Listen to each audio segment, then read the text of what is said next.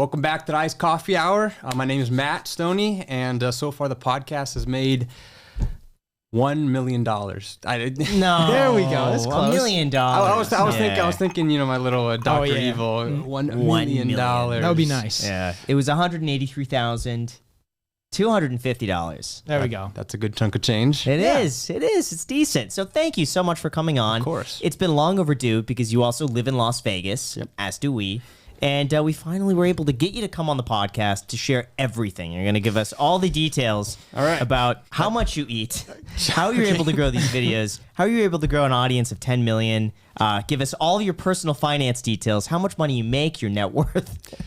Okay, we're just going warming up a little bit, just slowing into it, no big deal. But no, I mean, it's been awesome. I've seen, like you said, moved to Las Vegas and stuff. And I know we've been just, hopping and skip away and stuff. So been super excited to be part of, stuff like this because the business side of YouTube is something I feel like I'm warming up to at this point. So it's awesome. It'd be awesome to, talk with you guys and just see what you guys think. Where are you from originally?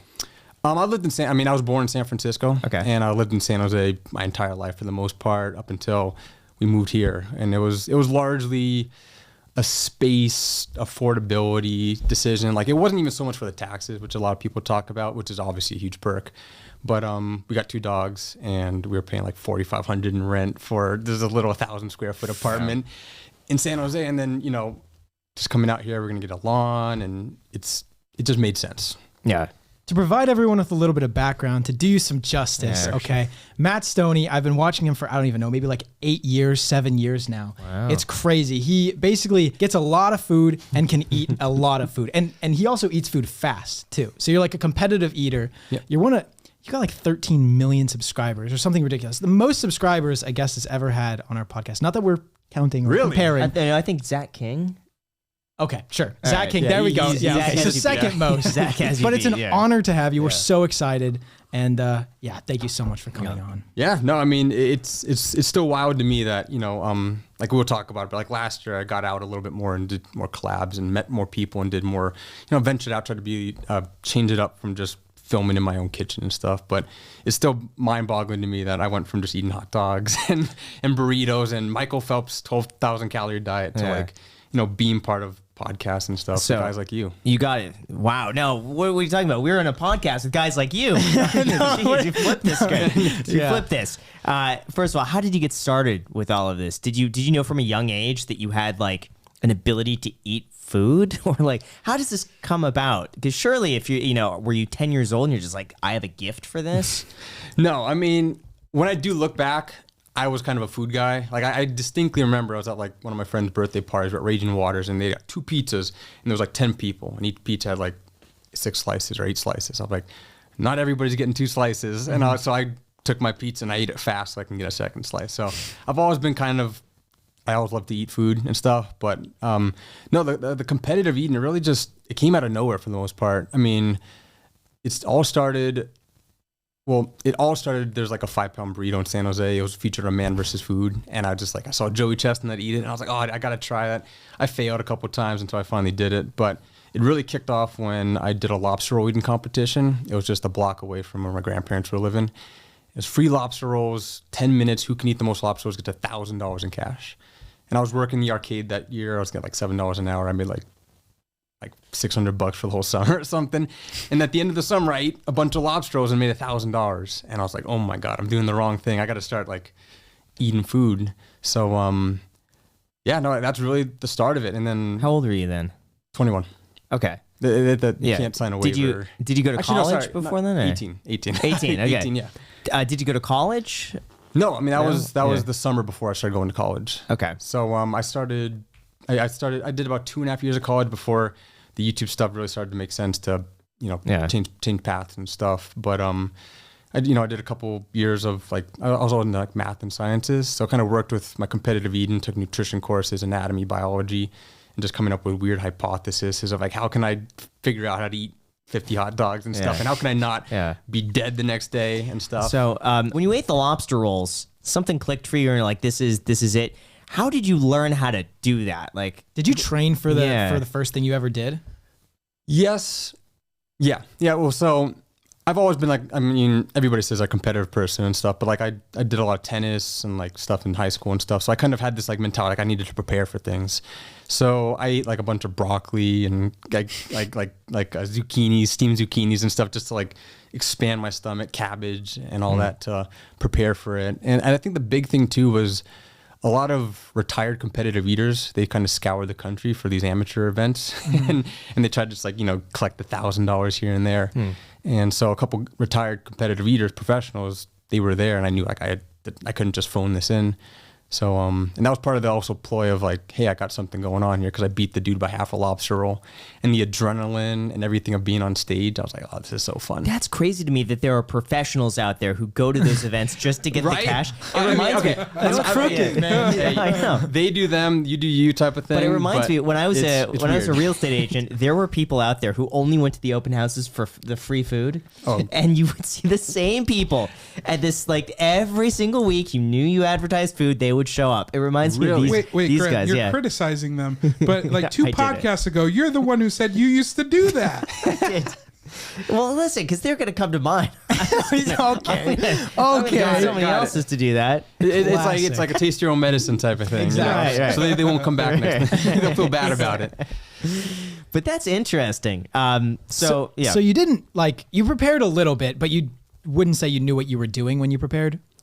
Oh yeah. I mean, it's tough. It's all relative. I mean, my training regimen and what I would do nowadays to prepare for contests is totally different from what I did back in the days. But I also wouldn't recommend if you're trying to get into competitive eating or you're preparing for a challenge, I wouldn't recommend doing what I do currently. Because like this is years of not only just like figuring out my own body, but just figuring out the body and the body adapting to consuming so much sodium at one time and all that. Yeah, I want to know how to prepare. Is that what you're? Well, one other quick question: how much do you think in like if you're a good competitive eater, how much of that is something that you're born with versus how much you train for? Because you make it seem like you didn't train that much from your words, right? And you beat these guys who are like career competitive eaters.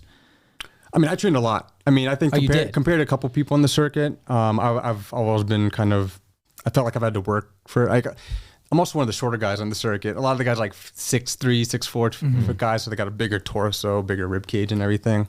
No, I had to work really hard to get to where, to like winning contests and stuff. I don't know what compelled me to push as hard as I did for that first contest, or maybe they were sleeping on me or something. But I mean, it'd be ignorant for me. I get this question pretty commonly, and it'd be ignorant of me to say I wasn't born with some sort of like a elastic stomach or a strong esophagus or a big jaw muscles or something. But especially since competitive eating is pretty still in its infancy as far as like big sports that like you don't have people on payroll just analyzing the sport and watching what we do. It's still pretty homegrown for the most part. So I couldn't quantify it. But so how do you prepare? Like what did you start out with? What did I start out with? Well, I started off by doing challenges. Like, I mean, have you seen Man vs. Food? Yeah, TV show? Yeah, Adam Richman and all that. So I started just kind of going around the country, just trying restaurant challenges, collecting T-shirts, free meals, that sort of thing. So there was really no focused challenge. It was like, this week I'm traveling, I'm gonna eat a burger. Next week I'm gonna eat a bunch of like a 12-egg omelet or something. It wasn't until I started doing competitive contests that I really started honing in on specific foods. And it's really as simple as that for the most part. It's like, my first professional contest was deep fried asparagus. So I just deep fried a bunch of asparagus and I started eating it. Wow. Cause especially, when you're training for these things, a lot of it's mental. Like it's a really repetitive thing for the most part. It's like sprinting on a path versus like, I don't know, like I compare to powerlifting a lot. Like there's nuances to different lifting methods, but you just got to grow your muscles for the most part. And what about like your size? Because you're not like a particularly large, like a huge person. Sure. I would figure that the people doing these like competitive eating things would be like, like NBA player type physiques, because then they could just fit more food, right? I mean, some of them are big. I mean, there's a guy named Gideon Oji. He's killing it recently, and he's like 6'9" or something. Wow. He's a humongous dude. Yeah. Joey Chestnut, I think, is 6'2" or something. Oh, he is? Yeah. He's a lot of the guys are pretty big. If you look at the Nathans, I'm pretty short compared to a lot of them. You got to convince yourself. You got to find ways to keep pushing and stuff. And I just, Kobayashi back in the day, he was a small dude too. Yeah. He was like my stature roughly, even potentially smaller. So I was like, if he could do it, I can do it. I remember hearing about Kobayashi like a lot. Yeah. And it was always cool to see him like in the newspaper or whatever, or at like watching him on TV. But then you did, I mean, the big eating contest is Nathan's. Yep. Right? Like that's the main one where you stuff down like absurd amounts of hot dogs. Yeah. And you like dip the buns in the water and it looks crazy. And you did Nathan's, what was this, like 2 years ago? I mean, you've done it multiple times. Yeah. But you won it. Yeah. No, that was, I mean, I've done Nathan's, I think 9 times. Unfortunately, I couldn't make it 10 because COVID kind of made that, it just cut it off kind of. But yeah, I've done Nathan's between 2011 and I guess 19. So I've been a regular there, but yeah, it's 2015 where I topped Joey Chestnut. That was a pretty big moment because he had and still does to this day dominate that contest for the most part. So because I think he beat Kobayashi for the first time in 2007. And that's the only year he's lost since. So it's a pretty incredible winning streak. So that was a huge. I still remember. It was like an out-of-body experience. Like you didn't expect it to happen. Yeah. And it's just like it happened. I remember hearing about that when it happened, and I was like, heck yeah. I was so stoked because I knew Joey Chestnut. He was like the reigning champion. And I watched your video, so I was a fan, and you did it and you won. And I was just like so stoked for you. It's crazy because you're not like good at competitive eating. You're fantastic. You're dominant. It's not understood how you're actually like, I don't know. I feel like people look past it. You're actually very dominant in the sport. Thank you. Yeah. Thank you. I mean, that means a lot. Cause I mean, yeah, I mean, I put a lot of work into it and, it paid off. And I think, to your point, you ask her about like natural talent and stuff. I think a lot of times, the hard work and like the regimen that I had leading up to events is what helped me be consistent throughout the year. Like I think Joey, like he's really dominant in Nathan, but he tends to like, be spotty. He gives up a contest here and there and stuff just because he doesn't like prepare as much for it or something. Sure. Whereas I always prepared. Like I figured out a new technique or something that'd give me the edge in each event and stuff. And I think that helped, with my overall track record. I'm curious with these guys who compete, do they do this full time or do they got a job and this is like a weekend thing, or they'll train and compete and they'll do this on the side?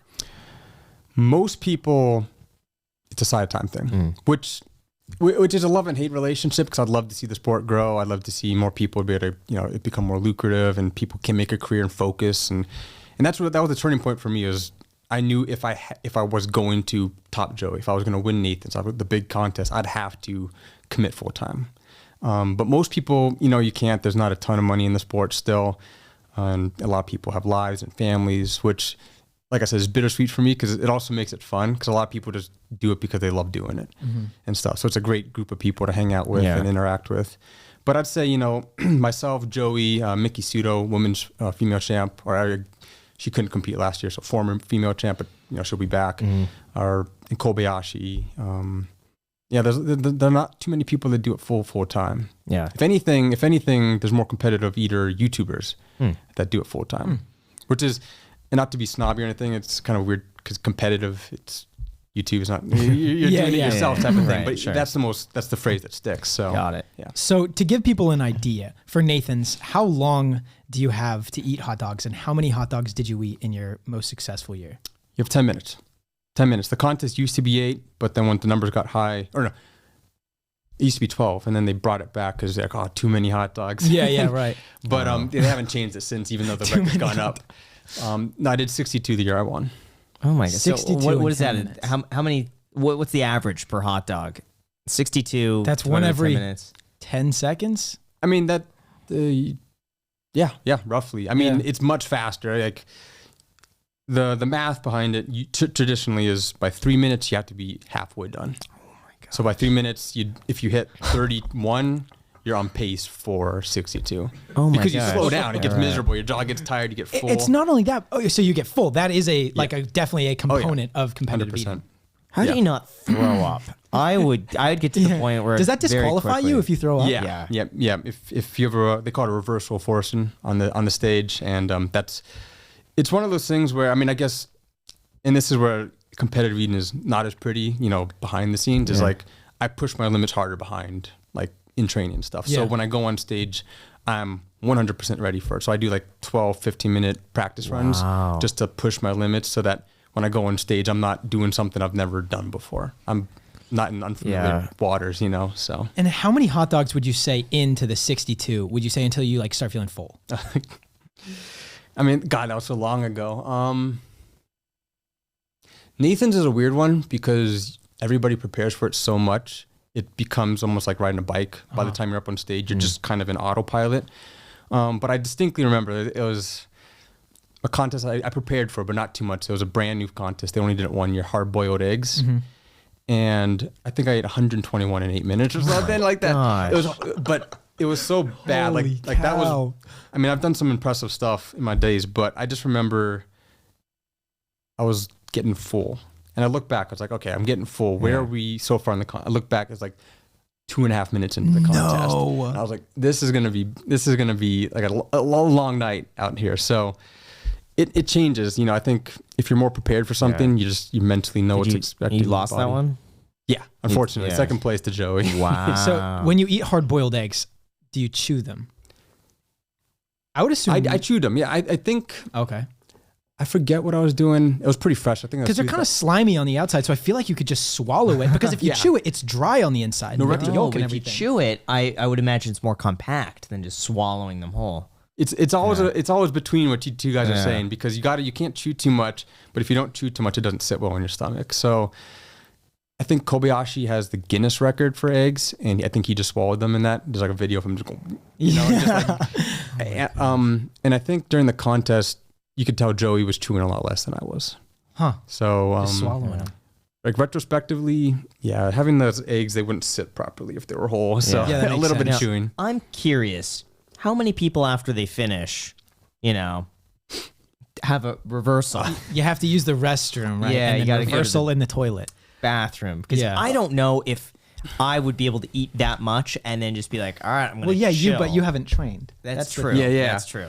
Yeah. I mean, I can't speak for other people. I mean, like generally after the contest, I'm pretty wiped out. I'm just in my own. I'm just like deep rest type of thing. Yeah. So, I mean, I know what happens. You know, like we do extreme stuff. You know, and we push our bodies to our limits. And some days, like maybe it's really hot out.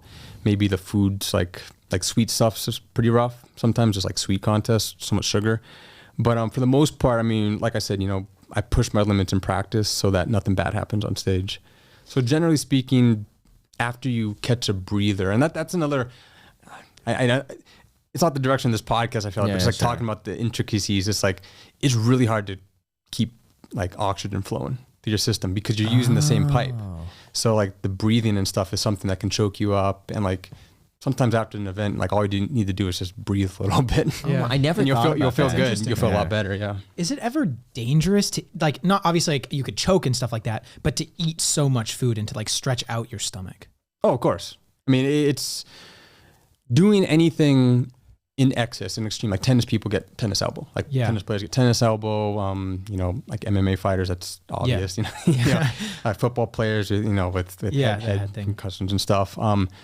Doing anything in an extreme environment like this isn't inherently healthy. But the important part, and what I credit to, part of my success at least, is just knowing where my limits is. And I don't cross that line on a frequent basis. Like I know where it is. I play with the edge, and but then recovery is also the other big part of it. Just doing proper recovery and giving your body enough time to rest.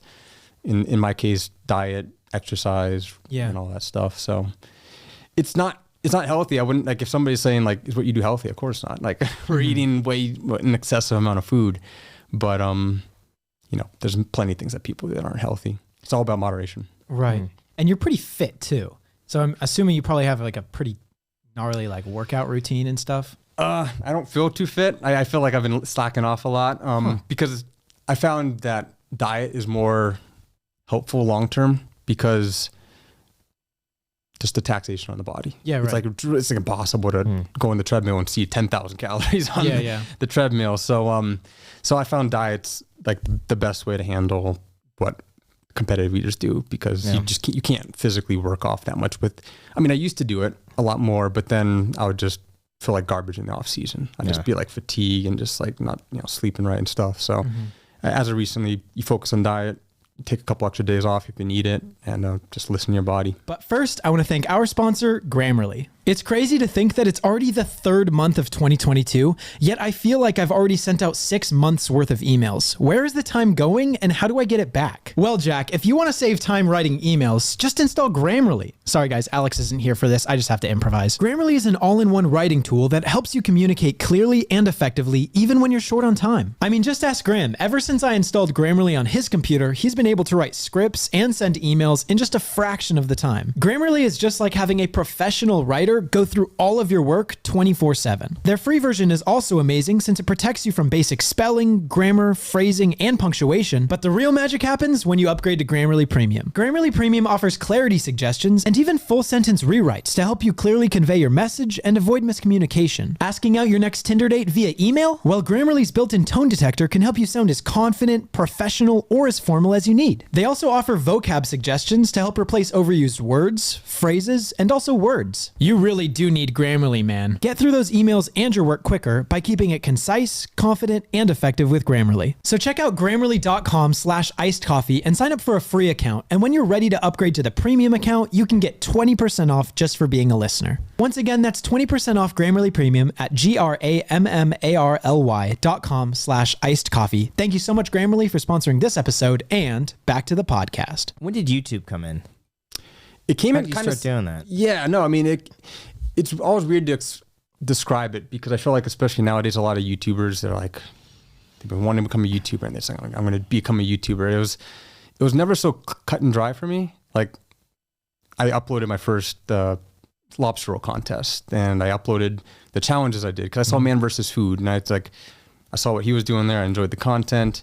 And there was a couple people like Epic Mealtime back in the day. They were doing their thing, loved their content. So I felt very.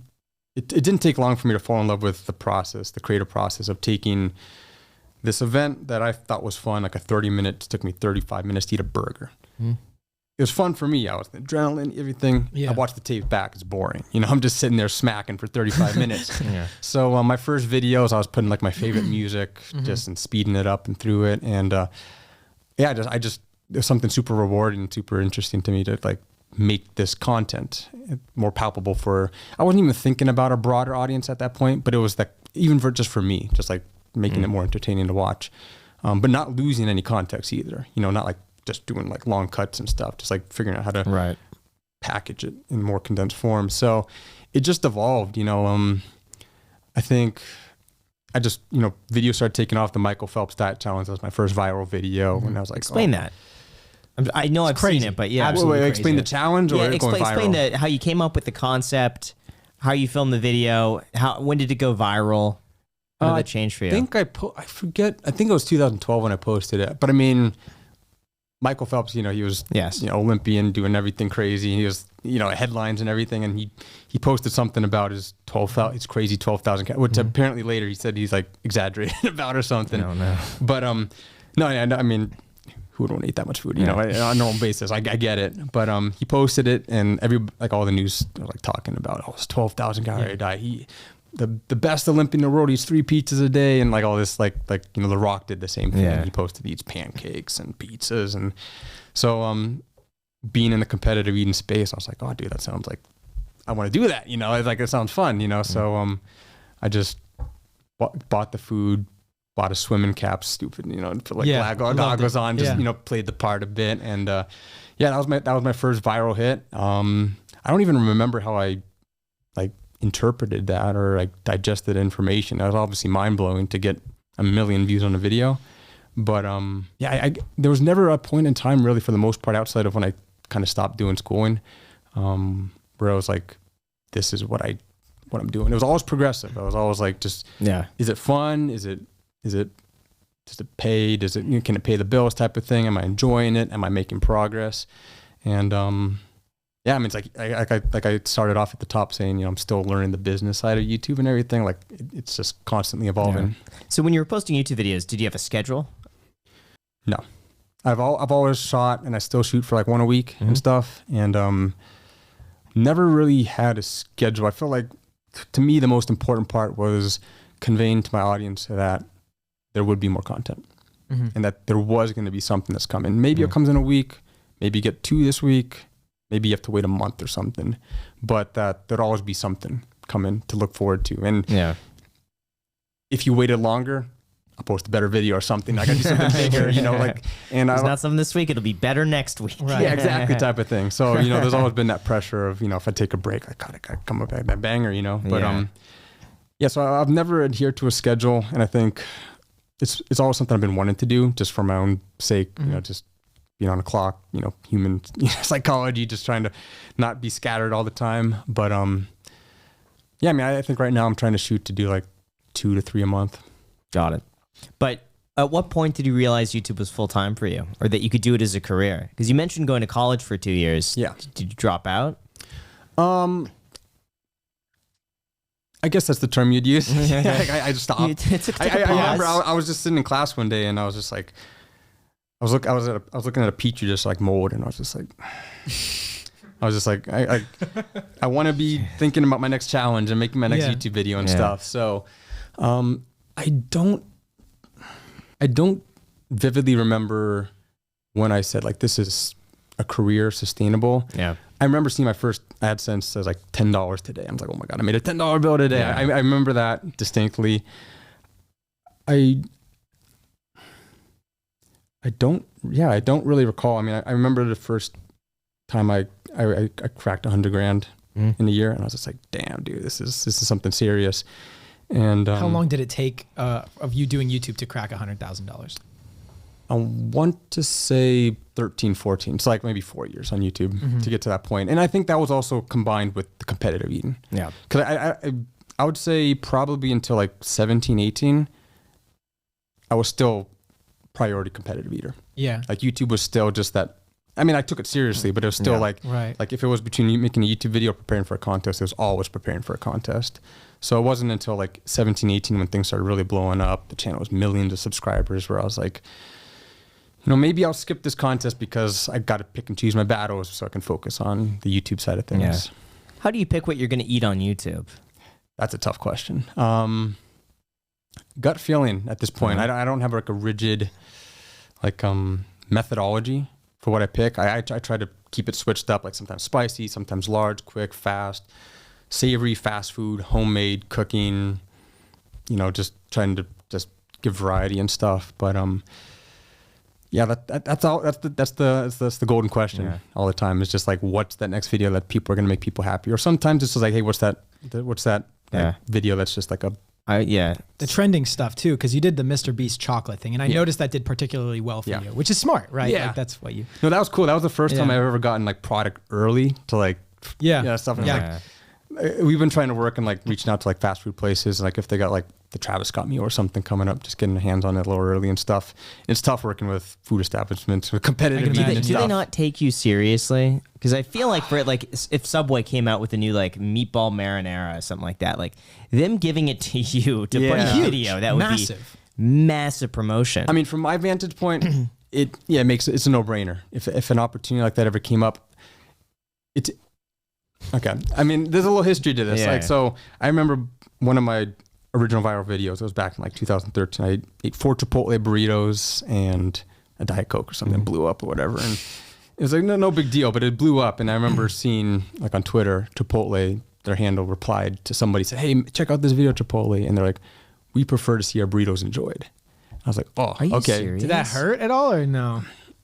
But it was like the I got the message type of thing. It was like I knew we're, you know. Yeah, but you know that probably some you know, intern in college just handling their Twitter. No, but then so the flip side of that coin is I think recently, I forget which house, it was one of the streamer houses, they had a Chipotle eating contest.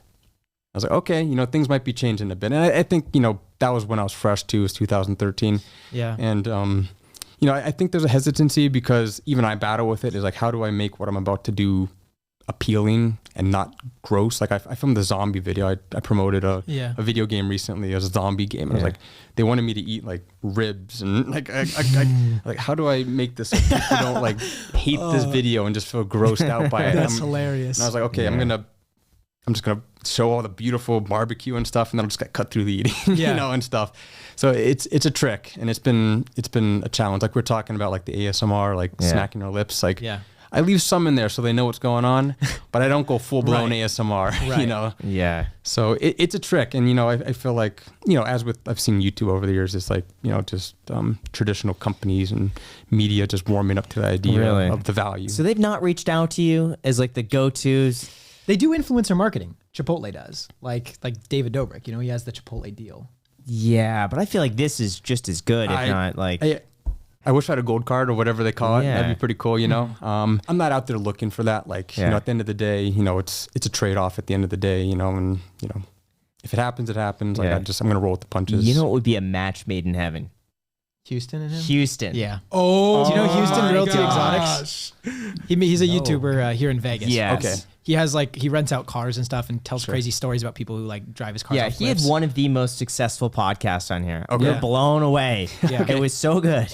But yeah, he pulled up an Lexus LFA. Okay. He has the wildest stories. Yeah. He has 100 Lamborghinis. Yeah. Okay. And he has a chain of restaurants called Houston's Chicken here in Las Vegas. Really? Okay. But he has, what is it, the Houston hottest Black Card. Yeah, but no, he has the black card. So basically you could go in the Houston's restaurant and just order whatever you want for free.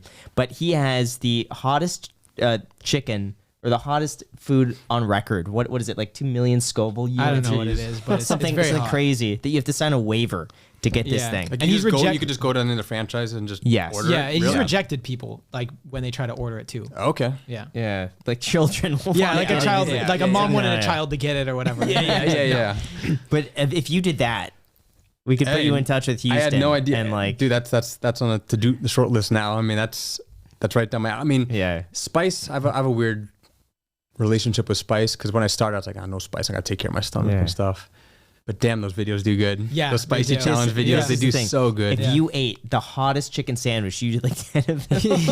10 of them. Dude, Graham, don't The put him in sandwiches are, danger, this man. big. Okay. But I'm Come just saying, on. okay, but show an average person. Show Jack eating one of them, and then show you eating like 10. No, but okay, but that's the misconception. I can eat a lot of food, but I still have human tissue. Yeah, I'm still made of the same carbons and whatever. Yeah. It burns the same for me for the most part. I mean, I think psychologically I can deal with the discomfort and pain, food wise and stuff, but it burns all the same for me. I'm no special spice. Yeah. Like there's some people out there that the spice world is a whole different, spice heads and stuff. But I'm cut from the same cloth as far as that goes. Just saying, I think that would be It would be a banger video. We could put you in contact with them. Yeah, that'd be great. That'd be awesome. Yeah, But I would love Black to see chicken. that. Is it actually black? Yeah. Yeah, it looks like an American Express card. It's It's metal, custom made. right? Oh Yeah, my God. metal. Yeah. But it says, what is it? Houston's on the top. Yeah. Oh no, it's the chicken. Oh, the chicken? I don't know if the chicken's Oh, I black. thought you said like it was like the black chicken or something. No. Because sometimes the spicy stuff. Yeah, it yeah, looks it like is that. black. Yeah. Dark red. I've seen a picture Okay. of it. I mean, just Yeah. imagine like this deep, like tissue red looking. So we got to chickens. eat that, Graham. We got to try not that. gonna- Come on, just one bite. Can we get some in like 30 minutes? I mean, text. Oh, you should. Can we get Houston to swing by with Yeah, some of can the we- hottest chicken? Are you serious? I'll call him right now. Are you guys serious? Absolutely. This is, I do this for a living. Hold on. I also have another Oh my surprise. God. We'll get into that. Yeah, hold on. Let's Just so call you him. guys know, I can barely eat hot Cheetos without crying. Really, brother? What's up? Wow, you picked up. Hey, do you mind? You're on the podcast right now. Is that okay? Let's do it. I love it. Hey, so I'm with Matt Stonie right now. Are you familiar with who he is? No. Okay. he's on YouTube. He's got 10 million subscribers, and he just 15. terrible now. 15 million I feel subscribers. terrible. It's 15 million subscribers there. Yeah. It tells Now- you how much YouTube I've been watching lately. I know. So he does food challenges, and we said this would be the best collaboration is to put together Houston's Chicken and Matt Stonie, and we were talking about the hottest chicken sandwich. What do you think the chances are that you would be able to get someone to bring down the hottest chicken sandwich in the next like 35 minutes, so we could all try it on the podcast? Is that at all 30? possible? 35 minutes is a little tight Yeah. because Hour? it's fresh, made to order. There we go. It's going to take us about 12 minutes to make it and about 25 minutes to drive it to you, but it's possible. Yeah, I mean, we'll be here for a while. That's a good end of Yeah. the podcast. Yeah. You know, sweating or Yeah, we could. We wouldn't wanna do it could right wait. now. Right. Yeah, like So 40 minutes. I would have absolutely no problem getting this to you I also would like to invite Matt. We have a challenge that we're about to launch. Oh, this is actually like crazy. You're calling me. If you can eat 10 Houston, we have a problem tenders. That's what we just said. Someone, listen, it's $5,000 if you could eat 10 tenders. Yes, dude. So this might have to be a separate video, but maybe we just save it for that, and then we do like a collab if you want, or I don't know, whatever. But he could be the first person to do that food challenge. Yeah, he'll win. You may as well pay him now. Yeah, seriously. I don't know. I have never been able to even smell that tender, let alone eat it, so I'm not sure. It's 2 million Scoville units per tender. It's pretty wicked. I'm a professional. Right, he's This a is my professional. job. Yeah. I can't back down. No. This is He might be able to do it. I just got to put the blindfold on. We still Damn. should eat the sandwich though, because that's Yes. not going to be as hot because you have the lettuce. Yeah, and if we everything could or do the whatever. sandwich though, if you could have someone bring it by. What I'm going to do, this is what I'm going to do. I'm going to send you sandwiches that are not the spiciest. I'm going to send you Liftoff, which is a lower level before the spiciest. And that's going to get your appetite wet. That's 50% of Houston. We have a problem. It's 1 million Scoville units, okay? That is absolutely out of this world, insanely spicy. Okay. And you can expect double from the tender, okay? What do you think about that? It's up to you. Is that hot enough or is that not hot Or enough? should we go? I'll send them to We you. got to go to hottest. Yeah, you know Okay, what? Matt, If we can get the hottest, we got to do it. If we can get the hottest, Yeah. even if it's just one chicken tender. Yeah. That we I'll make it happen. Okay. There we go, Houston. go. Thank you, Thank man. you. Listen, I'll send you one tender. Yeah. And if Matt can handle the challenge, we'll go for that. Wait, All right? Houston, Yeah. if you could you maybe send because I think we want to try it too. Of course, I'm going to send you extra food. Thank you. I'm going to say that you can eat one tender on this podcast, and I invite you for the challenge after this. Perfect. Yeah. And I'm gonna put this under your black card, Graham. So Cool. don't worry. Thank you, man. You're the Thank man, you. Houston. Thank you. Not sponsored by Houston Chicken. Link down below in the But description. go check them out anyway. Go check him out. Hot Chicken is not sponsoring this video by chance. Thank you. Thank you. Thank you, man. I'm gonna get that there. Let me get off the phone. Let me call my GM, and I'm gonna have it right to you. Just text me your address, Graham, for a second. We'll okay? do. All right, we'll do. All right, Thanks. Bye. Holy Wow, cow. it just got interesting. Yeah, it did. So we got that looming on the horizon for the next Yeah, 45 so you guys gotta minutes. stick around, So- okay? We need the retention. There we go. AVD getting that up. Yep. Holy cow. Wow. Okay. Good on him. Wow. Houston's the man. I'm working the night. Here we go. Yeah. Wow. That's nuts. Good on Houston. Yeah. I didn't expect that. No, I just he figured, oh, answered we may as well. And you regret on the side of the table? No, not at all. I'm so excited. I was going to ask, you're saying that Chipotle and big brands don't, they're not really as interested in working with you. But for me, what about have small brands like local places reached out?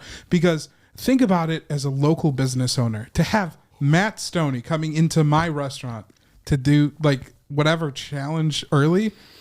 That's huge. Do smaller companies reach out too or no? I mean, I got a few ways to look at this. I mean, short answer is no. I haven't had that opportunity too much. I mean, I think a lot of the content I've done is predominantly just like in my own kitchen and stuff. And I've done that for a handful of reasons, to leave the door open for expansion down the line, to get out and travel for challenges and stuff. But yeah, that opportunity hasn't presented itself too often. But what I do know is, at least on the competitive eating circuit, a lot of contests, smaller contests, but a lot of the contests are actually like local towns, eateries right. and stuff that are like showcasing their local dish and stuff. Like the first contest I ever won was the Slug Burger World Eating Championship. And it was in Corinth, Mississippi. They have this thing called a slug burger because it cost a slug back in the day a nickel or something. And it's just a fried pork patty with mustard, onions, and pickles. What's not to like about it. And so a lot of small towns, small businesses and stuff, they do sponsor these events to kind of get the name out there. It's interesting because we actually have relations with Jack in the Box. Like they yeah. watch like all of our comment. content. They Really? comment Okay. on us. Like Yeah. I'll DM them on Instagram. They'll get back to Really? me. Okay. Yeah, it's Don't crazy. they follow you on Instagram? Yeah, they follow me on Instagram. They don't even follow me. No, we're close. Oh, really? Jack in the Box. Yeah, they're the best. We love Jack in the Box. I think they dropped a comment on something I did recently. I think what was it? I did a TikTok or something, or with the thing, and they left the comment. So. Right. Yeah. I mean, their team, They're like cool, they yeah. talk with influencers and stuff like that. I'm sure. Yeah. That's if you what more wanted to, brands you can- should be doing. They Like, really imagine should, yeah. Chipotle's just browsing YouTube, commenting on Seriously. videos. I mean, now they do it kind of on should. TikTok and stuff like that. No, but like they should be brands. doing like on YouTube. They should Yeah, have someone whose full-time job is just to watch and comment. Like they have to get 20 comments out a day. Yeah. Like we get all the spam comments. Like there's no way. True. True. McDonald's should be doing this stuff. Yeah. You know, all the Smart. brands. Yeah, I think Wendy's was like the original. Yeah, So yeah. they had the social media team that was kind of killing Taco it. Bell does it pretty well too. Taco on Bell, on yeah, Twitter. a handful of, Yeah. a lot of people move that. Some are hit or miss, you know. But Yeah. it's smart, you know. That's what you need to do nowadays. Right. So let's walk through a little bit of like your finances throughout your life, because Okay. I mean, you said when you first started doing competitive eating, you were working for like $7 an hour, and then slowly, you know, pretty slowly actually, like it took you 4 years to crack $100,000, right? Between both YouTube and competitive eating. Yep. How did that progress from then on until like now? How did it progress? It was mainly just Pretty more linear, views, or was more it views. more views? That was Yeah. pretty much what it was. I mean, like we kind of talked a little bit at the top, you know, competitive eating, you know, there's not anything crazy out there. Contests, usually if you win a contest, for most of them, it's like 2,500 to first place. If you factor in like the weeks of practice and all that stuff that you have to go through, you know, you kind of, you know, it's not like anything Yeah, crazy and right. stuff. And Nathan's even pays only 10,000, which whole other discussion. I don't know. 4th of July, ESPN, Yeah, no, seriously. 10,000 to first Yeah, that's- place. It's rough, Yeah. but yeah, it was really just more views on YouTube. Working with sponsorships, that was another big thing too. Is finally, you know, working with some brands and everything. But it's been pretty, and like, you know, like I said, you know, the business side of stuff, I kind of took it more as just a personal passion, hobby of mine. Maybe I missed a few opportunities here and there, but yeah, I mean, it was really just comes down to the views. And I know, you know, just from watching the podcast and your guys' content and stuff, I can attest the ad rates and all that stuff. Competitive eating, it's tough. It's not that great. It's tough. I mean, we've been working on it and we've been making a lot of progress over the past couple of years. But you know, it's Can you give us a ballpark on like let's say you get 1 million views? sure. My channel would be anywhere from like 15 grand to probably 30 on the high end. 30 would be high. I mean, I think it's tough. I think last time I checked, I was getting like roughly like three per dollar. Really? Yeah. Something in that ballpark. Wow. It was a lot worse too. I think Oh my we gosh. ought to get that number up like 50% in the last year. Are you honestly. serious? Yeah. So it's That's crazy. it's been tough. Yeah. And I mean, like, you know, I've talked to a lot of people who are kind of in the same boat, you know, just their content, like, especially like, I think nowadays, like kids content's really Yeah. tough Yeah. and stuff. But, you know, what can I do? I'm a competitive eater. I Yeah. eat food. That's the content. So Yeah. just deal with it. Who's your audience? Mainly, I mean, I think demographic wise, 18 to 24, male predominantly. Yep. There That's we go. me. That's From me. Ventura. There Yep. we go. Yep. Sweet. California is the biggest by Yeah. far. There we go. There we go. But yeah, no, I mean it's pretty cut and dry. Nothing Yeah. really too crazy. I mean, is it a U.S. audience base or is it around the Yeah. world? It's Yeah. U.S. I think a lot of times Canada and the UK creep in there as top contenders, but I think like, India's been a huge emerging Yeah. market. A lot of people from India have been watching. Oddly, like Philippines and Indonesia, oddly enough, are weirdly large markets, and which is interesting because also like competitive eating is huge in Japan, or it's not competitive eating, it's like food fighters and stuff. Yeah.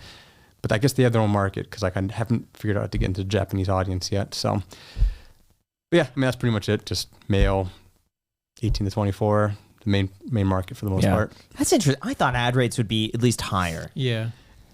It's a struggle. I mean, I'm happy with it. Yeah. You know, like I'm not sitting there like cursing out the Yeah. YouTube algorithm or anything. Like I've made a living. I'm Sure. happy with what I've done so far. Of course, I'm always striving to do better.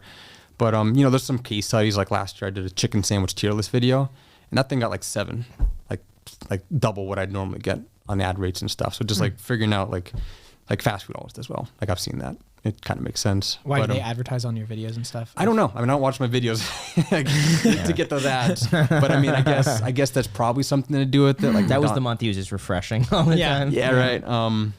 Yeah. So I mean, like I said, you know, I'm happy with what I'm getting. Of course, I know, you know, just from seeing other people, and that's it's been a learning process. You know, I know you talk with Reed and Night Media. I joined Night Media recently, and cool. they've been kind of showing me the ropes and like what to expect and like what to get from sponsors and stuff. And Yeah.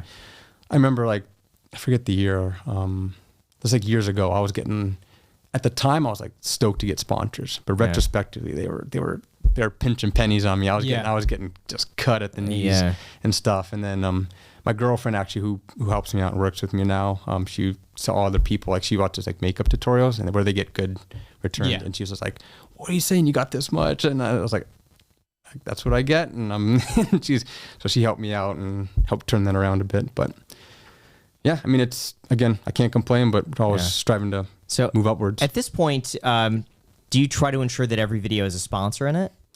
I'm not so picky about that. In fact, if anything, I try to ensure that not every video has a sponsor in it because, like I also said, I haven't really gotten too many food sponsors, so the tie-ins aren't so like seamless and perfect all the time. A lot of times it's just like, hey, check out this company, check out this company, and so I try to make it not feel like every single time but it's been good. It's been good, for the most part. I've had plenty of sponsors to be happy with. So tell us about your team. Is it just, how did it start? Obviously just you. Yep. Then how did it evolve from there? Is it always mostly been you like filming, editing? Do you have a team? Do you have assistants? Working on it. Yeah. I mean, I'd imagine it's constantly a progressive process, but right now it's just myself, my girlfriend, and we just recently got a videographer to help film stuff. So that's it. Yeah, right now I'm not even go into it, but I've had tough luck with hiring people. Like, let's go into it. Now's the time to go into it. What's happened? I mean, it all started when I was looking through contracts, and I hired a lawyer to look at contracts and paid him so much, hundreds, like $1,000+ It's like, oh, it looks good. I was like, what about this? And he was like, oh yeah, that's concerning. I was just like, what did I just pay you for? And I was it all started there. And I'd imagine the hiring process is not an easy thing. I mean, that's why companies, they're not easy to make and stuff. But, it's just finding those right group of people. Yeah. And I've been working with a lot of editors. So it's not just us three. Like, we've been working with editors and stuff. And it's not full-time positions. Like, we're just testing them out, trying to find if it fits and everything. But for the most part right now, we're pretty small. Close team for the most part, and trying to expand. So constantly. Is it you doing all the filming, editing, thumbnails, titles? Yeah, mostly. That's really impressive. You don't hear many 10 million plus subscriber channels doing it all themselves. Very few. Yeah, and I mean, part of me is a little proud to say that naturally, but also part of me is like, that's not where I want to be consistently, and I also don't want to take away hired the videographer. He's been doing a great job. I don't need to worry about getting the good shots and everything. So he's been helping a ton. And, we've been working with editors. Sometimes their thumbnails are better than the ones that I come up with. Sometimes the video, it's like they come up with some good ideas, and it just makes it that much easier to finish the product. Yeah. So it's the goal is to get to the point where I can, have less obligations on my shoulders constantly, so we can focus on more the creative side of things. We tried a creative director last year, didn't work out. And, it's been tough, especially when you see a lot of YouTubers nowadays. They got teams of like people like 20, 30 people. It's like, oh my God, that's something else. It's impressive. Right. How much would you say you work right now? Like hours on a week? Yeah. I mean, that's a tough one. I mean, I'm sure you can attest to this too. Like, it's not 9 to 5. It's hard. Right. Sometimes you spend days slacking off and just chilling out. And some days you're just grinding like nonstop. Say 50, 60 a week.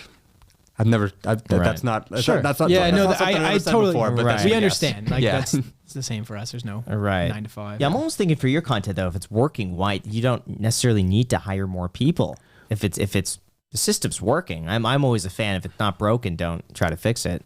That's been my thought for many years, but you always got to, I mean, at least, you always got to find ways to just vertically just keep growing and just like, how do I make my content better? Well, if I'm constantly glued behind a computer editing all the time, or I'm just like stuck on an edit and I'm just sitting there for a day, just like, why can't I get this intro? Why can't I figure this out? Like that could be used with me thinking of the next big crazy food challenge, or I could just training, just taking care of myself. I was under the assumption that you had like a team around you at all times, because we've been trying to schedule with you, I think through Alex, or was it you, Jack?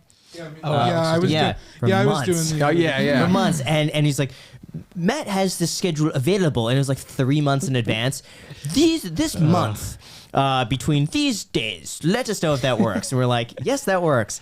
Well, as we got close, his schedule moved around, and now it has to be in a few weeks from then at this day. It was like, oh God, it gave us the impression, or me, it's sure. like, wow, he must be like really busy, or like he must have a big team because when you need to talk to someone to talk to another person, I'm like, oh wow, that's sure. Yeah, I mean, okay, yeah. So I guess I neglected to mention Yeah. that. I touched on it, but yeah, I joined my Night Media management company last year and stuff. So that was even talking with my managers over at Night Media. So Okay. I don't know lingo wise like if they're considered part of my team because but they are part of my team. Yeah. Right, They've been infinitely helpful and they've provided so much value and stuff and so much guidance. It's been great. So what do they do for you? They pitch out, they find sponsors and stuff. They find opportunities. They connect, like us and stuff for podcasts. They did a lot of collabs, was doing a lot of collabs last year. Filmed some shows. We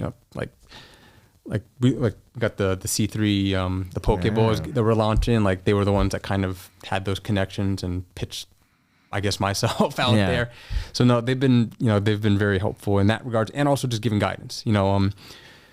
Just like little things like just talking with Reed and Nick over at Night Meet about like focusing on average view duration and getting those up because my videos they pop in and they leave, and so my average view duration is low. So how do you get that up so that it hits the algorithm better and the CPMs go up and all that stuff?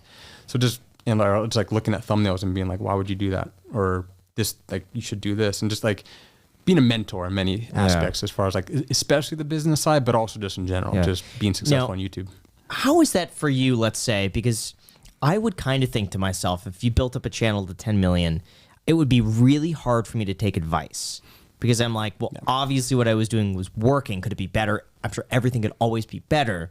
But if it's working so far, I take everything with a grain of salt. And I think that's also part of the reason why it's been hard for me to expand a little bit because I've been so like if I'm hiring somebody, it's not to like do something that's like I don't know, I couldn't even think of an example. Like an accountant. Like, hey, can you balance my books or something? Yes. It's like, hey, can you hire somebody to edit the videos that I've been editing for 12 years and make it similar to the style and to whatever standards I have, and being able to sit with that and be content with that. And I think that's kind of been a mental block for me, which, again, always just trying to keep an open mind and be progressive, constantly learning and stuff. Cause like I kind of said, they provided so much value, so much insight, and things that I've implemented through their guidance and stuff has been great. It has worked out fantastically. So I'm not a know-it-all, by any means. I'm not going to pretend that's the case. So always down to learn, always down to improve. Now, I saw one interesting video I want to bring up. It was the YouTube originals that you did. Yes. The eating challenge. And I saw a video reviewing the eating challenge. I saw that. I watched those too.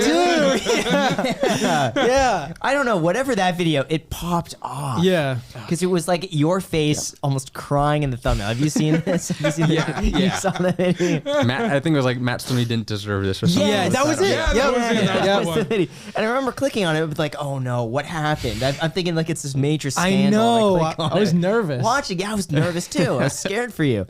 And I click on it. I'm like, jeez, but it's you do see your face. It made sense. And it made sense. I felt bad. I really felt bad. Me too. Like I was Yeah, me watching too. it and this guy's explaining. I'm like, I mean, whether or not what he's saying was true it resonated with you, but the way that he phrased it, let's so everyone explain would it. You wanna- understand do you wanna it. explain this? Yeah, Yeah. you did a YouTube originals thing where basically you get people that like make certain types of content on YouTube, like very successful people, and then they have like other YouTubers that aren't successful within that given niche or whatever try to do what they do. For example, one of them, I think, like let's just use yours for example, like was competitive eating. So they got you and you judged these other people that don't make YouTube videos around competitive eating try to eat competitively, right? And they were kind of, I won't say making a mockery of it. One of say, them was more than the other. Yes, true. But I will say they weren't taking it as seriously as they were taking the other challenges. Sure. The competitive eating, because to them, maybe it seemed like it was so like absurd to dip bread in water and stuff like that. Maybe Which it is. It could be Yeah. absurd, I guess, in some contexts. But yeah, it didn't seem like they took it very seriously, and you looked very disheartened because I'm sure that you put a lot of time and effort into showing up there, and maybe you were nervous to show up, and then they go and they don't try very hard. Yeah, I mean, the format of the show was it was the 4 contestants, and they all kind of had their own day of having the other ones try their own thing, and then I was like the finale. So I think mine was a surprise. I don't think they expected to do anything competitive eating related and stuff. Yeah. I mean, I'll say this much: I wasn't as bummed out about it as I think a lot of the comments and stuff were. And just like The comments were backing you Comments. crazy. Well, no, everyone I backed you up, appreciate so, that. like, No, that's yeah, it. that That's a in its huge own show kind of sport. weird twisted way, it kind of felt a little good. But All of us felt bad. I felt terrible. Yeah. Yeah. it was like my audience is watching out for me and stuff, Yeah. Yeah. Which I totally get, and I see that vantage point. Like personally, when I was sitting there in the moment, it was weird. It was like watching people throw hot dog buns Yeah. and stuff, and not do what I was doing. Like, but I guess, and I get it. I mean, part of the fun of watching someone dunk a hot dog bun for the first time is because it's gross. Yeah, right. So I mean, I wasn't as bummed out. I know where the perspective was coming from. Do I wish they would have tried better? Definitely. Yeah. Well, like I did a collab with the Try Guys, not yeah. too not too far apart from each other, and a couple of those guys, they were trying. Like Yeah. I think it was Keith and but 2 of them were going at it, and then a couple of them were like so gingerly about Yeah. it. So everybody's got their own thing, and I'm understanding of that. They're jumping into my world, which is kind of intense and crazy. So everybody react differently. Unfortunately, they didn't vibe with the competitive eating nature as Right. much as we would have probably liked them to. But it was fun to be part of the whole production and everything. But a little more effort would have been nice. Yeah. Well, we're here to make it right because we're getting the spiciest chicken. Yes. Okay. I'm keeping an But we're eye on gonna that. go- On that note, this not better be the next video. Oh, you guys took a little nibble of that chicken sandwich and No. gave up. No, I'm going Yeah. in. All right. Another 20 minutes, 25 minutes it'll be here. I'm nervous. Yeah. But speaking of that, I would be the type, I'm just going to admit it, I would be the type to be very gingerly about how I'm going to dip. Yeah. Because I don't eat like that. I can't do that. I could eat like Yeah. if I'm really hungry. Yeah. Sure. And I'll scarf the food down, but forcing it, I just noticed I get like stomach issues. I'm a afterwards. fast eater. I'm known amongst my friend group as the fast eater. Like I'll finish my meal before someone has like gotten like halfway through or whatever. But that's a complete different thing than actual like dipping it in water. and, you know what I mean? Like, Yeah. I mean, So. it's a mindset. I've seen some people just like pop up out of nowhere and just do good at an eating contest because it's a weird switch. You've eaten your whole life. You chew your food, you swallow it after you've chewed it enough, and there's no real inherent rush generally, unless you're like lunch break or something. So you're kind of going against your natural grain of something you've done literally since your whole life. Yeah. Some people have that. You could just turn it off. And for me, it's like I work out, but power lifters, I couldn't do that. Like I just feel like my arms are gonna fall off, and I just can't imagine getting swole and ripped and just lifting 450 pounds. Like I just can't fathom doing that. Some people, they like doing that, and it's their thing, and they can turn that switch. So some people got it, some people don't. But I think it's mental. I think if you mentally focus, you can just make it happen. What does your diet look like after an eating competition? Because let's say you pack down like 10,000 calories. How many calories would you say is in one of those challenges? I mean, challenges vary. Like, some of them are 10,000, some of them are just a quick 5,000, 6,000, some of them are 20,000. It's boring. It's a boring diet. Yeah. It's mainly water's your best friend because your body can decide to handle calories in its own way.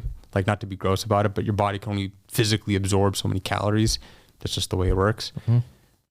But vitamins and minerals, your body doesn't have a choice for the most part. That's why dehydration is a thing. Like your body can't say, no, I don't want to deal with the salt. The salt's going to be there. It's going to be in the bloodstream. It's going to dehydrate you. You're going to need more. So I always try to balance it out. Like if I do a sweets challenge or something, even though I don't need more calories, I'll definitely like try to get a protein shake in or something, or have a burger or a steak or something. It seems weird to eat after eating so many, Right. but you want to achieve that balance with your body because it's the imbalance that throws your system off. Like I said, water's your best friend. I take various supplements, certain electrolytes and stuff, just for that balance. And when I started, it was brutal. Just you get dehydrated and stuff. Nowadays, I just blow up like a little balloon. Yeah. Like I just like literally, it's like I think it's just like all the salts and waters and stuff to get into your tissues. Yeah. It's just like edema. I forget the phrase, but it's just the swelling of the tissue. And but how are you in shape? Like I said, I don't feel like I'm in shape. See, but you look in shape. Yes. Like you look more toned than I do, and I go to the gym. It's all that editing. I'm just there all day long. Just using. Yeah, no. I mean, I go to the gym. You know, so I like to run and stuff. It's kind of a full body workout in some ways. So yeah, I don't know. I mean, I think I guess a good way to put it is it's out of necessity. If I wasn't taking care of myself, if I wasn't physically in great shape, then I wouldn't be able to physically compete at a high level. Sure. And my body wouldn't accept all the pressure and the training and stuff. Right. Yeah, so makes sense. I have to be in shape. Like that, and that's why a lot of people ask competitive eaters, like, why is everybody like skinny, like the Kobayashis of the road, like Mickey, even Joey, he's a big guy, but he's in shape, whereas 30 years ago, it was a bunch of dudes on Coney Island that were like 400 pounds and stuff. And it's because when it became serious, you had to be in shape. Like you had the cardio, breathing, and it's exhausting. It's a 10-minute sprint when you're up there on stage. So speaking of like, being in shape and all that stuff, this is a little bit controversial in the YouTube community, but what are your thoughts on like Nikocado avocado and that whole transformation? We were all thinking it. Yeah, I knew it was coming. I gotta bring it up. I gotta bring it up. I knew it was coming. Oh, man. Okay. So I'll preface by saying this. I've got zero, like the mukbang community and everything, like it's different from what I do. Like I kind of said earlier, like competitive eating YouTubers, like you're not competing with people. It's like, that the lingo, like, snub nose lingo, if you want to call it. But no, I got absolutely zero problem with like the ASMR community, even though it's not my thing. Like they are making entertainment for a group of people. And that's all what it boils down to. Some people want to hear people smacking on a peanut butter jelly. Some people want to see people just talking and eating. Some people want to see you eat it as fast as possible. And you're feeling the need. You're feeling like, I don't like some movies. Some people like, everybody's got their own preference. So I got no quarrels with it. Nikocado, took it too far. That's all it is. He found a formula that unfortunately, I don't even know. I mean, I guess outside looking in, unfortunately worked for him very well. And he just stoked that fire constantly without worry about repercussion. He's probably still doing pretty good. And I mean, at the end of the day, it's his body, it's his choice, if he's fine with it, fine. I mean, but would I endorse that sort of, no, I'd always endorse people being healthy, looking out for their physical and mental health and all that stuff. For those of you guys that don't understand, Nikocado basically started out as like a fairly skinny, somewhat fit person. Yeah. I think it was a vegan. Yeah, he was vegan. Yeah, I think it was a vegan stuff. Yeah. And then basically would do like mukbang, which is when you get a bunch of food and eat it, and people like watching you do that. Different than competitive eating. Yeah. And basically like he continued to do it because his audience loved it, and he continued growing with its like absurdism type of humor. And then like now he's pretty like, he's pretty large. You know what I think? I'll give my take on this. I think part of me believes it's an act. I mean, part of me thinks that he's playing a character, and I don't know why. I found his entire story like so fascinating, and I've reached out to him, I think once before, to see if he'd come on the podcast. No response back. I don't think that's ever going to happen. Okay. I would love to get him on the podcast. Yeah. Because I found it so fascinating. I've watched so many of those like Nikocado avocado, like the rise and fall videos. I've watched them all. And they're so good. They're really good. But he's one of those people that has such an interesting story, and like, and it's just, it fascinates me of like how you don't know how much is an act, if he's really this way, if he's playing into it. Like it reminds me with Dax Flame. Yeah. How a lot of people thought, oh, he's just it's acting, and but for me, I was like, no, that just seems like Dax, and sure enough, it was just him. Like that's him. With Nikocado, I'm like, I think it's an act, and from what I've seen, it seems as though he realized a certain action got him a lot of attention on YouTube, and that made him a decent amount of money. So you would lean into that. Yeah. And it seems like the more extreme he's gotten, the more money he makes, the more views he gets, and the more subscribers he gets. So from a business, it's like, why wouldn't you keep going in that direction? And on YouTube, you can never like not continue to push yourself. You can never go back from that. Like if he stopped doing that content, I'm sure, yes, people would be happy for him, but would that get him the same views? Probably not. So even though he gets a lot of people watching me like, oh, wow, this is a train wreck, and just tune in for that. At the end of the day, like when you look at his numbers, he's winning from it. So the more it works, I think the more he's going to do it. The downside is that it's probably at the detriment of his health. Oh, yeah. But you know, if he's at a point where he's like, well, if I do this for another 5 years and then I have the rest of my life to get back into shape, and if you think something like that, maybe that's the only way I see it. Yeah, or maybe it's. I mean, I could be wrong, but without question in my mind, it is at least in some part an act. Like, there's no way that he's actually like that all day long. Like, it takes a special person to do the stuff that he does. Yeah. But he's definitely leaning into what the audience, and like I think back to, and you know, I think back to like, you know, stuff like the Logan Paul drama and stuff. Like his justification was he was just on this train that he just didn't want to stop, and then it ended up, you know, bad decisions and stuff. And I mean that's just the nature of a lot of beasts. Like that type of happened, which was leading to a question that I wanted to ask you, because I haven't seen any drama that you've particularly been involved in and stuff, which is something that I've prided myself over the years too. And every once in a while, when I see like the Nicocados of the world, or certain like the rice gums, all that stuff, like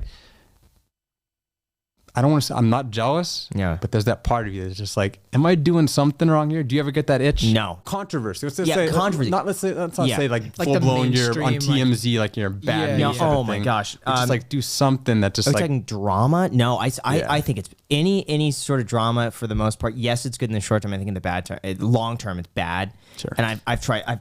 No, No, come on. You can't say any sort of drama. A lot of it is. It's bad for somebody. Logan Paul? Between two people, it's bad for what?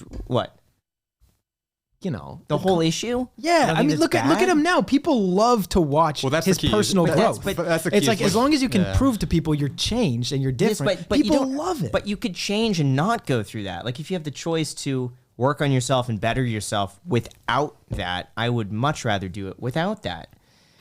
I don't think. But what if that's at the sacrifice of, you know, not being yourself because you're a little bit edgy, you know? Lately, it seems as though like the higher the stakes get, like the more you put yourself out there, the bigger the risk there becomes that you say the wrong thing, even unintentionally. But anyway, I mean, like, you know, to me, it's interesting because, you know, you see these case studies of people who have turned it into something that's, you know, interesting and stuff. And like, I'm a big UFC fan. I watch a lot of their fights and everything. And the biggest draws are the guys that just talk and just McGregor. But then part of the charm of it, or charm if you want to call it, is you kind of know that that's not them.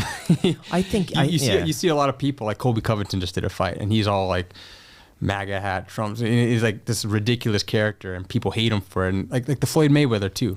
He wasn't doing anything until he started flaunting his money, and everybody like, here's the haters and stuff, and people just kept buying his fights because they wanted to see him knocked on the floor. And Nelk and Danny Duncan, it makes sense with their brand, you know, that they be so erratic. And Nelk just did a podcast with Donald Trump. I saw it was removed. Did you watch? I did not see that. No, it was removed. They put it on their. Oh, you didn't know this? What? Yeah. You didn't know? It got removed. It got removed for what? 5 million views. Disinformation on YouTube. I thought misinformation. Was it misinformation. And that's funny because Trump said in the podcast that it will get removed. It's going to get removed. Yeah. Well, digressing. I mean, I'm curious because that's something that I've very thankfully avoided drama and the nick of cotton. I just think the bigger, like, no one will care if you get 10,000 views on a video or you have 100,000 subscribers. It's not worth anyone's attention, let's say. But when you get into the larger numbers and more people watch, it becomes easier. Not easier, but there's more eyeballs on you, and the chances that someone will find something is higher. So that's why, like, at least from my perspective, the more the channel has grown, the more careful I become as a result. And I think also too, it kind of leads into like what your intentions with YouTube and just in general. Yeah. Like if you're looking to build a brand, like in my case, I do the competitive eating, like I want to keep doing this, and I like making videos. Then why would you risk it and stuff? Because I remember seeing certain people come and go and stuff, and like yes, you get jealous of like, seeing people on billboards and stuff like, oh, I'm like, man, what are they doing right that I need to do, or like just to like get to the next level. But at the same time, like I've been able to do this for 12 years and I'm still doing okay, and stuff. So it's just one of those things where you're just always thinking about like, but yeah, you've surpassed the lifespan of like most YouTubers at this point. True. Because when I first started, I'm like, almost everyone that I ever watched was 5 to 7 years. And if they hit 7, they've done it. Like that was like, that's age 90. Like that's like a 90-year-old person in like the YouTube time. Yeah. You know? So 7 years is a long time, but the past 10 is almost like unheard of. And then to go beyond that, it's just, it's a small group. else, And I mean, I didn't start as soon as like the Philip DeFrancos, like he was in before me and everything, but it's there's a pride involved with it. And, at the same time, you always want to feel like you're just getting started. I mean, like, just like we talked about your bankroll coffee and stuff, and like establishing those brands and just like really learning the space and taking advantage of the opportunity. yeah. Don't want that to stop. Speaking of which, before we get our taste buds annihilated, I heard that you have a poke bowl line coming out, and it's similar to like a Mr. Beast burger where people are going to be able to order and stuff. Am I getting that right? Yeah. How'd you come up with that idea? That was Night Media, I'm guessing. It was Helped reached you? out. Got So a large restaurant company, they're working on launching a brand. It's called C3. And they're working with a bunch of creators, not just myself. Like Danny Duncan, met him at the Pokemon thing. He's launching a chicken sandwich and stuff. And so a lot of it was like, hey, like, what's the type of food that you eat? What's the type of stuff that you like? Like, and how can we like convert that into what will be now like ghost kitchens, like Mr. Beast Burger, and back and forth. But I grew up on rice bowls. Like I love eating rice bowls. I spent a lot of time in Hawaii. My parents met in Hawaii, so we visit there a lot. And poke bowls it worked out great with the company. They got a good supply chain for high quality fish and rice and everything. So yeah, we're launching Stony Bowls, hopefully sometime in the near future. Super excited about it. Yeah. And we did bring some whole plethora. I'm excited. Drove all the way to the Mandalay Bay to pick those up before here and bring them over. See, I don't know why I thought you would have like an assistant go and pick this up. You personally went.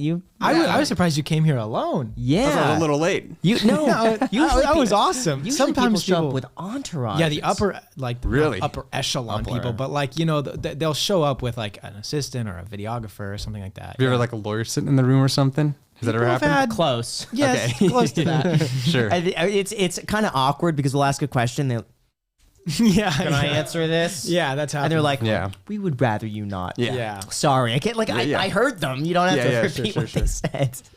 Although Graham, you said that when you did a video with Kevin O'Leary, it was just himself, right? Yeah, Yeah. he just showed up. Kevin O'Leary, he didn't have Really? a driver. He didn't Nope. have an assistant. He drove the car himself and just walked up with a briefcase. It was incredible. I was so surprised. Probably arrived in a nice car though. It was like an Audi. No, Was it? no, he got dropped off in an Uber Lux.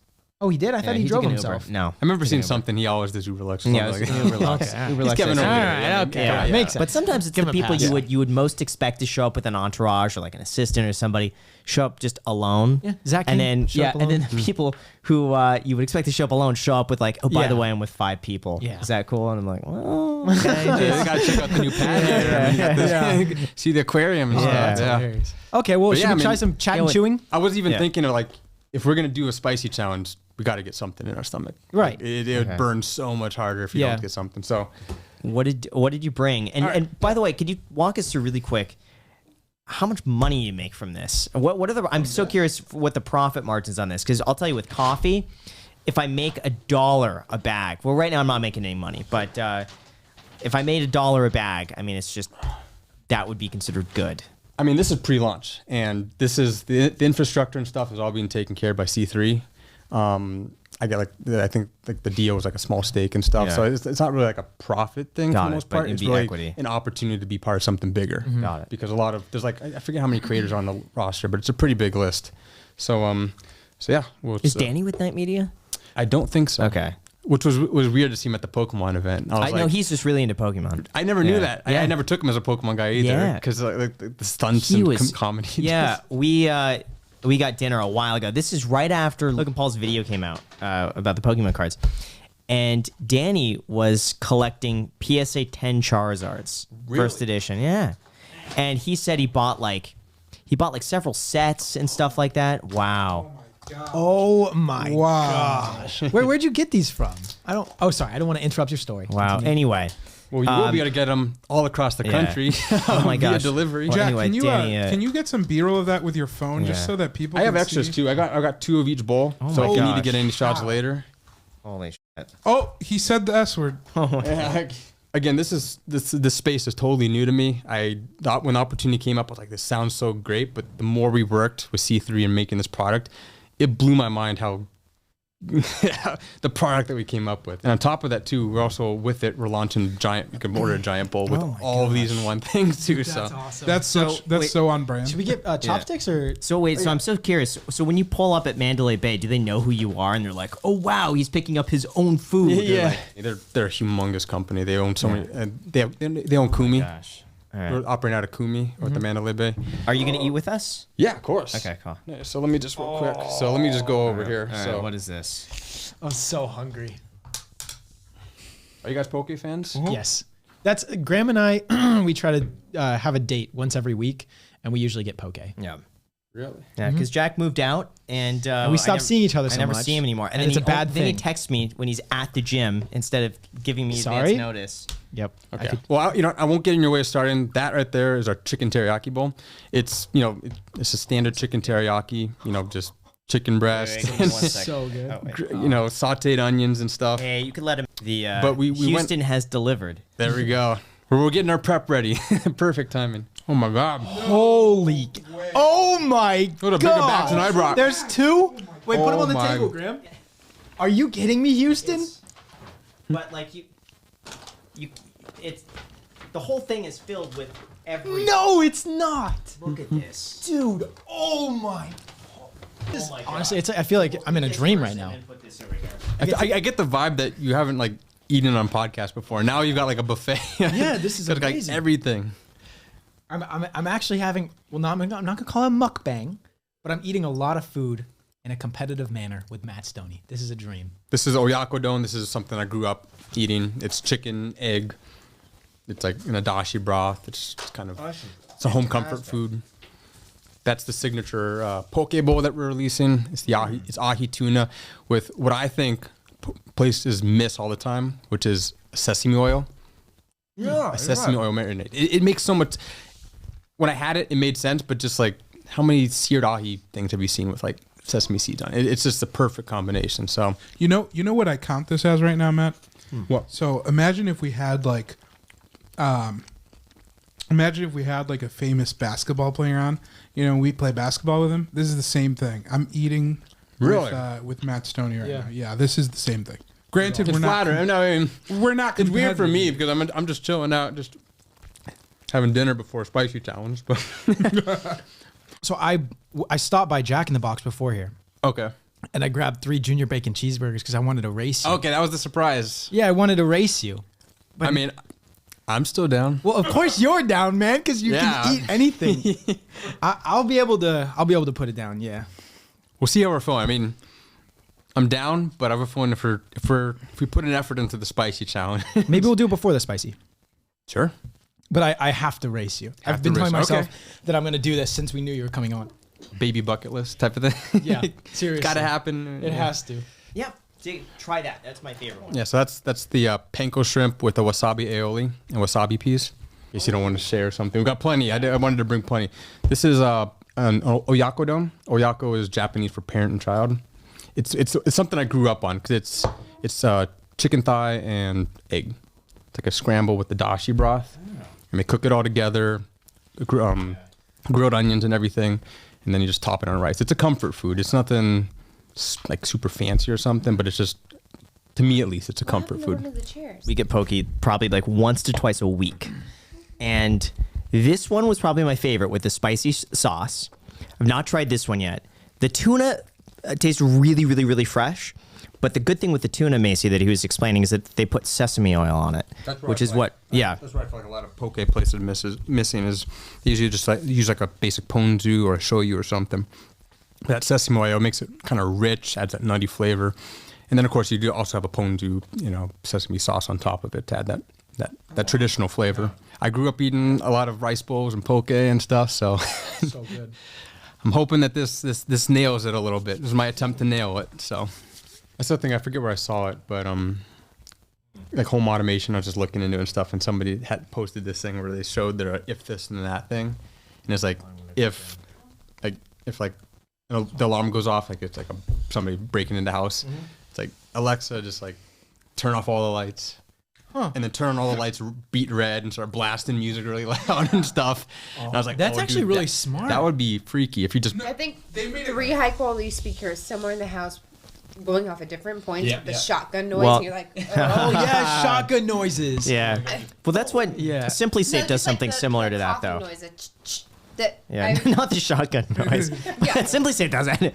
No, Simply Safe has it where the alarms go off, and there's But we're not. That's like every. I'm talking like red lights and music. In addition to boss music. Yeah. Yeah, And I then think the one I saw shadows was like, cast on the wall of a huge Oh, figure. so we had the scariest thing happen last night with Macy and I. And anytime you open a door or a window, our alarm goes beep, beep, beep every single time. And it's always my fear. It's like, it'll be 1 o'clock in the morning. Yeah. We're in bed. We're about to fall asleep. And there's beep, beep, beep goes off. That's my biggest fear. Last night, it was like almost midnight. And the entire house was locked up. And we hear the beep, beep, beep. And both of us freeze. And I'm like, I thought someone was in the house. So the first thing I was like, check the camera, because we have a camera in the front. Macy, go check. Yeah, I was like, I'll Macy, stay here and take care of Bailey. You go look. No, but I went to the bedroom door and I locked it.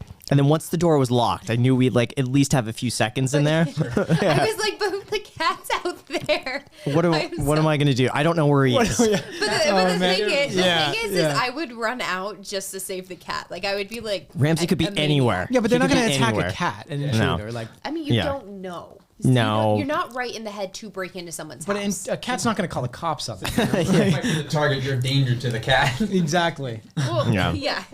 But anyway, so I locked the door and I didn't see any motion on the Ring camera in front. So I'm like, it's not somebody in front. And so we check the camera and we don't see anything. And Ramsey, we do see Ramsey on the camera. He's like all perked up. And we're like, oh, what is it? So I check the side door and it's open.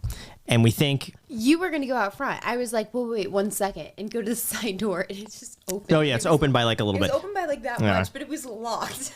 It was locked, but you saw the lock out. So I guess when it locked, it didn't lock all the way in and the wind blew it open.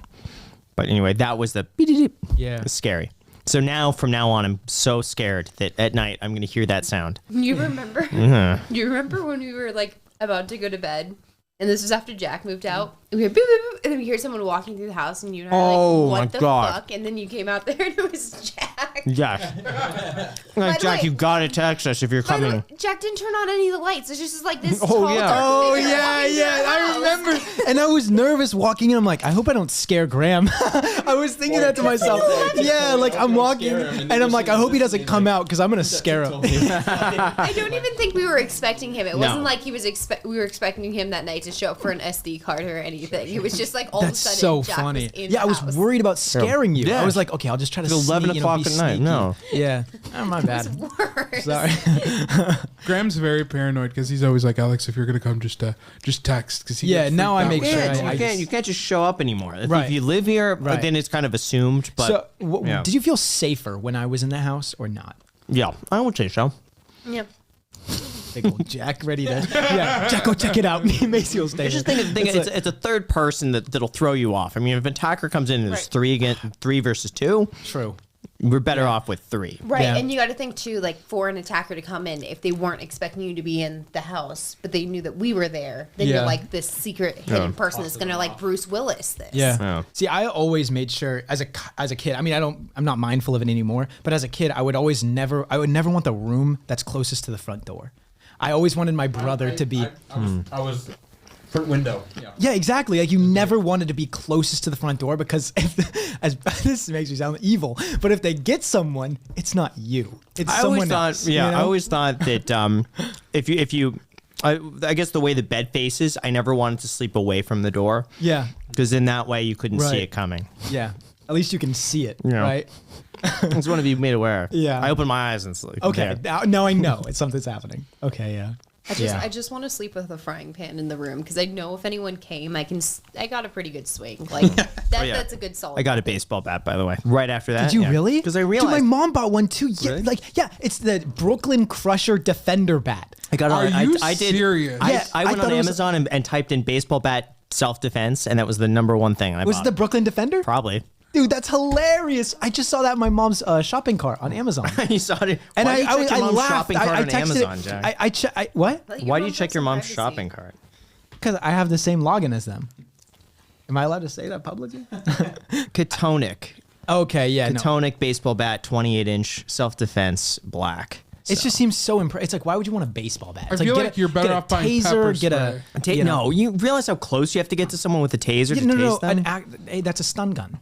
I'm talking a taser. That's a taser. No, the taser's the one that you shoot. Yes, No, okay, but taser for, could- yeah. for a taser to actually work, and this is like weird stuff I know, both prongs actually have to hit, and the further away the target is, the harder it is to hit. Even for typical like self-defense things, they say really don't pull out a taser unless there's somebody else with a backup weapon. Just buy Not a to be shotgun. The pew pew there, 'cause But I'm not to be trying not get you grotesque. guys- Yes. But if you're really trying to protect yourself, a machete is gonna clearly be or a but katana. unless they take that from you and then they turn on you. And what about the what about the bat? It's like the same thing. It's like just go get it taken from you. If they get it taken from you, you're done. Either way. You know what I mean? Wouldn't you rather Really? be hit by a pillow than a So bat? here's where I'm at team frying pan here, because if someone tries to hit you, the frying pan is also good as a shield as well as a weapon. Like, if somebody tried to hit you with like a knife, then you could Yeah, just, but like, here's the thing, man. stop it. I don't want to put myself in the shoes of the intruder, but I will just for the sake of the argument. Okay, so don't think of me as an intruder. But okay, so let's say I'm going into a house. Okay, I'm intruding on this. Okay, and then I turn around a corner and I see Macy there with a frying pan. I'm like, okay. Well- Let's say she gets a hit on me, okay? I can grab that frying pan out of her hand, right? But if I turn the corner and I see her with a machete or a katana, I'm like definitely not getting close to her because even if she hits me once, I'm done. But if you're holding even a baseball bat, it's like I can take a hit to the I just rush them, you know? What? You do have to think if you did break into the house and somebody had a machete or a katana, you'd be like, oh, they are. Wow. They are a freak. Yeah, I'm getting out of here. Actually, you could buy one on Amazon, for $22. Yeah, get naked and have a katana, and then they're like, "There's no, yeah." That's horrifying. I got one. No way. You got a what? Machete. Oh my. You bought a did machete? not. Did you actually buy a machete? Yeah, gets here Holy on Monday. Wait, what about the katana? Wait. Oh my God, you Okay. actually got a machete. Graham, here's a new tactic. You go out with a baseball bat if there's someone there and you're like, look, my girlfriend's here. She's got a machete. She's a little crazy. I would just suggest you leave. And then I come up behind you. Like, Catch up real nice. like, That's what you say. I've been waiting for this one. Graham, you've brought me a good one It's today. a tag team. Oh, Anyway, God. no, I bought because you could never be like, because after that, I did realize if we're in the bedroom, we have nothing to protect ourselves with. The only option is to run. And, I figured, well, between not having a baseball bat, not having a machete, I'd rather have both. Right, at least now both of you guys can be equipped. You know. Yeah, and the frying pan's too far away, so Yeah. I could talk about this stuff for hours. what you must know. about it. Dedicated self-defense My course. dad was flipping out when we were watching, what show was it? They were going over, like, how they found certain serial killers and stuff, and he clicks onto one. I'm like, oh, this is that case. And he's like, within, like, 30 seconds of the thing starting, I'm like, oh, this is this one, and this is the whole case. And he was like, how do you know? And I'm like, I just know. Some people are into that stuff. Yeah. I mean, I don't want to say it's concerning, but Macy knows way too much about serial killers and like how people unalive and stuff, and it's just she'll be like, oh yeah, but he poisoned this or she did that, and like it's like Okay. there's too I'll say much. disproportionately, serial killers Yeah. probably know about other serial killers. Disproportionately compared to the average person. How to, like just putting this out there, but like to throw up over blood, because I didn't know that. To throw up over. Come on, Yeah. man. We were watching a show. I feel like I'm like, this is uncomfortable. But we were watching this show, and what is it called on Netflix? Anyways, this girl had a blood stain on her carpet. And I was like, well, they can go over that with luminol later, because when you do luminol and you spray it on there, it will glow because of the DNA when that reacts under a black light. So, and it will show where blood is, or more accurately, DNA. So that could come from a lot of different things. I'm like, I wonder if she wanted to throw that, to kind of throw people off from that, if she could just throw up over that and then kind of cover up the stain. And then he was like, what the heck? But the reason why I know so much about this is because I wanted to go into the FBI, but it wouldn't allow me to have any of the other life goals I wanted. So for me, it was a lot more important to have kids and a family. But I would love to just track down missing people and like get answers for people. Right. I'm fascinated, but I want to catch that stuff so bad. That's why I know all this. I mean, it's a valuable. It's like I think of my brother. He's using the cars. He does some work as a car stuff. I don't know anything about cars, but as soon as something happens to the car, he's right there and he just figures it out. So in case something happens, and you got it covered. Yeah. There, now you know. Because I'm full now. Before that, I did bring a surprise, and I wanted to do this on the podcast. Okay. You, me, and Matt. What? You could stay here, Mason. Yeah, stay but here. Graham, you should get the mic. Okay. You gotta stay here, Macy, to cheer on your boyfriend. I'm not going to do an eating competition. Yes, you are. No. You're not that full. Because what do they say, Matt, about being... maybe they say something. It's mentality. It's mentality. There we go. Okay. Now, I know you're pretty strong mentally, Graham, okay? And we're going to test that out right now. Because I brought... Looks like French fries. Jack in the Box. So what we're going to be doing is we're all going to race each other. Are you serious, to Jack? Eat a junior... It's a junior... It's not even a bacon Could you not have done this bacon before cheese. we ate everything else? Would you rather get full off of Pokey? I'm not going to slander Jack in the Box right now, but I've been eating so healthy. I've been counting my calories now for a week. I'll tell you what. If you want, Matt can try to beat me 2-1. If you want, if you want to, I'll take a few bites. Give it your best effort. You gotta take a few bites, man. We love Jack in the Box. Thank you, Jack in the Box. I'm gonna do it, Mace. I bought this off your VIP Jack Cash, by the way. I'm running out, so if you guys send me another one, that would be much appreciated. On real quick, just to wrap it up, Stony Bowls. Stony Bowls, Stony guys. Bowls is coming out soon, so if you want to try this They're out, good. We'll get that plug. put a logo or something They got this out, so I just want to do it solid. So Stony Bowls, super excited about it. See, are you gonna be dipping this in the water and stuff, or are you just gonna dry eat it? I don't think this is a dip situation. Okay, what kind of situation it'd be is too messy. Burgers are hard because the part that would absorb it, it's kind of on the inside. Yeah. So, see, I'm just nervous about A, choking, and and B, biting my tongue. that could happen. It happens. I don't know how you get around that. Okay, so there's no. So what I'm probably gonna do is I'm probably just gonna fold it in half and squeeze it. Oh, you're fine. Just make it as small as possible. Just and just chomp at it. Yeah. See, I'm nervous. Although I know I have no chance against you, I'm still nervous because I wanted to. Anything could happen. Yeah, we'll see. And water's your best friend. Don't forget the water's there. Okay. Oh God, I'm gonna throw up. I know something's gonna happen. All right. Round 2. Here we go. Wait. So how are you eating this? I'm probably just gonna fold it in half and just gonna like make it like a taco. And Are you gonna drink squeeze while it. eating it? I mean, it's like a chaser. It's just like boom, boom, boom. That's what I'll probably be doing. Okay. Oh my gosh. Count down, somebody. 3, 2, 1, go.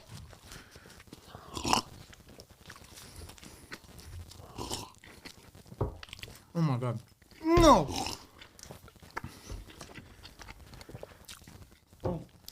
Done. How much do you guys have left? Stop, Jack. Stop. Show the camera. Okay. So Jack made it further. Yeah, than Jack's Graham. putting some work in there. What? Why did you reorder it? Because you said you're supposed to fold it in half to make it go faster. That's what I was doing. Just get the air bubbles out of the bread. We don't have a timer, but here we go. Jack looks committed for the finish. Let's let him get there. Reasonably clear mouth. Just there we go. It's open. Oh my God. There we go. That was under, what, 15 for me? I'll have you know, it tastes incredible. You taste it. Yeah, you taste the food. People wonder that sometimes, but Thanks, Jack in the Box. I'll take another VIP Jack Cash. that was some good fun. They commonly say competitive eating isn't pretty, but it's beautiful. So I felt beautiful when I was doing that. exactly. You didn't feel pretty, but you felt beautiful. It's interesting the water with that because the water was almost weird because I took a bite and then drank. Yeah. Oh, you're killing it, man. That was like a slap in the face, Jack. So I have to explain what this is. It's a one of a kind in the world. This is the spiciest sandwich ever at 2 million Scoville units. Now, if we look at like the Scoville chart, I think it's like a pepper is something like 50 or something like that. This is 2 million. I think a jalapeno is 8,000. Looks delicious. It Looks good. looks Yeah. very normal. Smell it. I've seen more intimidating spicy challenges. Already, man. Out of the box. I can smell it.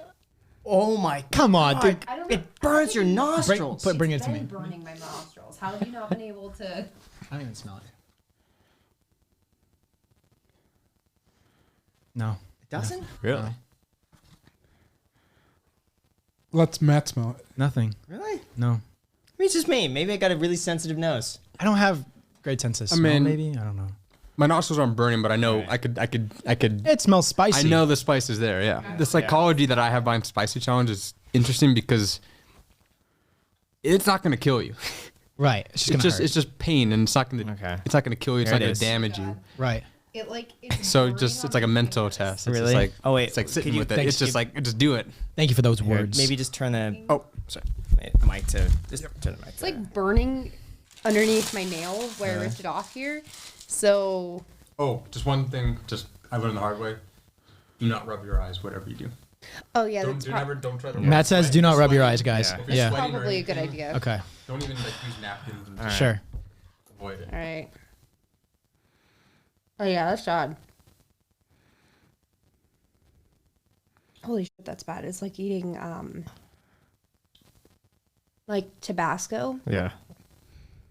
but if someone took it and like ground it up and I don't know dried if it is out it and picking then up? made it really bad. All right, Matt. Bring it. Apparently it gets worse.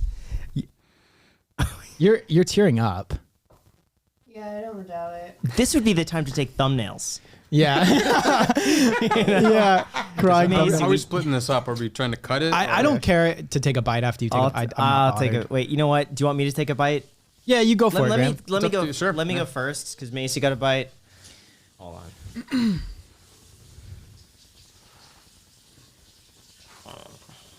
That's it? Yes. What? That's it. No. That's You a better lot. rip off an actual piece. Come man. on, That's how much man. Macy I gotta eat had. 10. I gotta eat 5 of those things, or 10 of those things. From Yeah, 2 dude. million Scoville units. Let me just try this. I don't do well with it. It's burning my gums, FYI.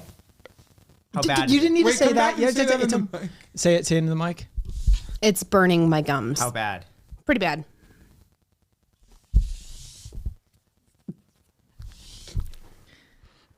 Okay. Come on. Graham. No. Water makes it worse. Do not do that. I want water so bad right now, but it makes it worse. Here. Oat milk. You want some oat milk? No. I've never seen you like this, Graham. Are you okay? Just give it a sec. Okay. It's I'm probably making it out to be worse than it actually is. I don't want to cough on it. Uh-oh. Put it away. Put it away because I don't want to cough on it. Huh. You next or me next? Whatever you want, man. Listen, if I could do it, it's. Ow. That's. Why are you clenching your heart, man? Because my esophagus burns. See, I don't know what to do because they took a little nugget thing, but I feel like I gotta do more than that. But you know what? Yeah, the thing is you just get all of the spice with that. You don't get any chicken. Yeah, it feels really hot, but the hard part for me is it feels like my mouth has a pulse right now. Sure. God. But I feel it here. And I'm not sure if it's because I feel like I need water. Dang. I don't think water help. I don't think it makes it worse. It just doesn't help. You need lactose or alcohol. Do you guys have milk? It seems like maybe that was, no, I mean, that kind of helped. It feels Maybe better. I feel like alcohol before would also be good too. No, I mean, alcohol neutralizes capsaicin in the same way that lactose does. So Well, see, I was going to take a big bite of the burger, that's what I thought we were doing. but now I see that, and they look like they're in disrepair. Yeah, it's concerning. Yeah. It's Graham keeps saying ow. I don't look like I'm in disrepair. Graham looks like he's in disrepair. I Right. am fine. My nose just won't stop running. But Graham's that's kind of clenching his for me. heart. But yeah, it's like I feel it my esophagus. I don't know why. Like I feel maybe there's a part stuck in there. It burns right there. Yeah, it's just burning your tissue. That's all it is. I think it's supposed to be like a defense mechanism. Plants and stuff. They developed this so people don't eat it. And look at us. And now we're eating it. stuffing it down our throat. See, you've got me nervous. I kind of wish I went first now, because then I at least would have been ignorant going into it. You know. Cut off whatever you think. Okay. Look, if there's anyone I'm going to do this with, I'm glad it's Matt. All right. Okay. There we Oh, go. Macy was getting a knife. Oh. You okay, dude? You can't even talk, That's man. fine. So are you going to eat all... Oh, Sure. you're going to eat all of I'll that? take that. Yeah. Well, let me just get mine to a bite that I'm... Okay, see, I feel like you lost a lot of your crust. Yeah, I didn't get as much crust because you got the edge. So nervous, man. Are you nervous at all? I'll have a piece, but I want you guys to know that like I can barely eat hot Cheetos. So like I'll probably be dying, and but I'm down. I'm down for a little piece. Yeah. Look how red Alex, that is. look, man, are we comparing or are we eating? Oh, look at Matt. I got mine. I got complain. mine. You know what? If Dude, like is Jack awesome. said, if I'm gonna do something, I'm glad it's with Matt. So. There we go. I'm nervous with you guys. I don't know what to expect. I've never had this chicken before. Okay. So All right. I'm Cheers. human too. Cheers. You got a tap. Come on. Cheers.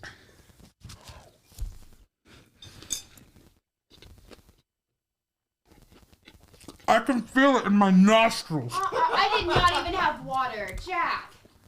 You did water immediately. Oh, you're comparing my bite to your bite? Or are you not? Because if I remember correctly, Maisie, Yeah. That's why I go first, but I got all breading. I didn't even get any nice little relief in there. You better hand me that water,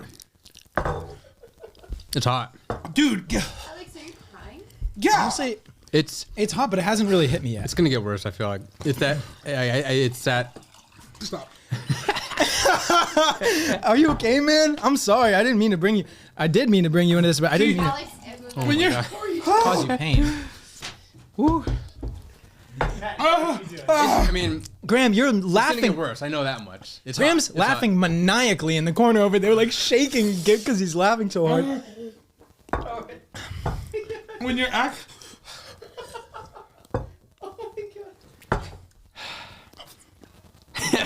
Oh my god! Don't touch your eyes. Don't just try. Don't touch your eyes. You think this is bad? Your eyes are softer.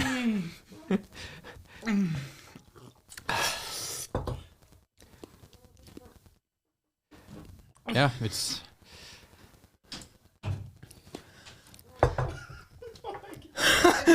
Jack. I'll drink anything. I would be. oh my god.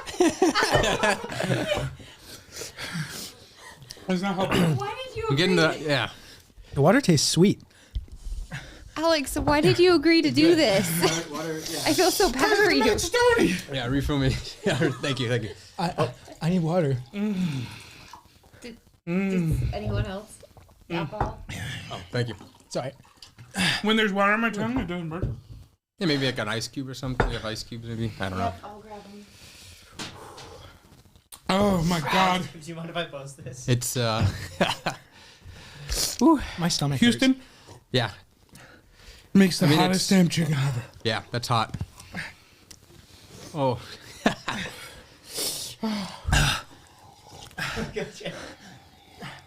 My stomach hurts, man. Yeah, mine too. It hurts My right esophagus is burning.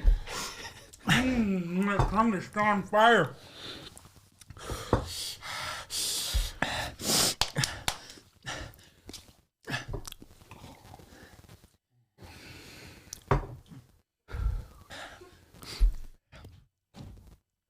this is fun. How bad was this for you, Matt? On a scale of 1 to 10. Oh, it wasn't that bad. What?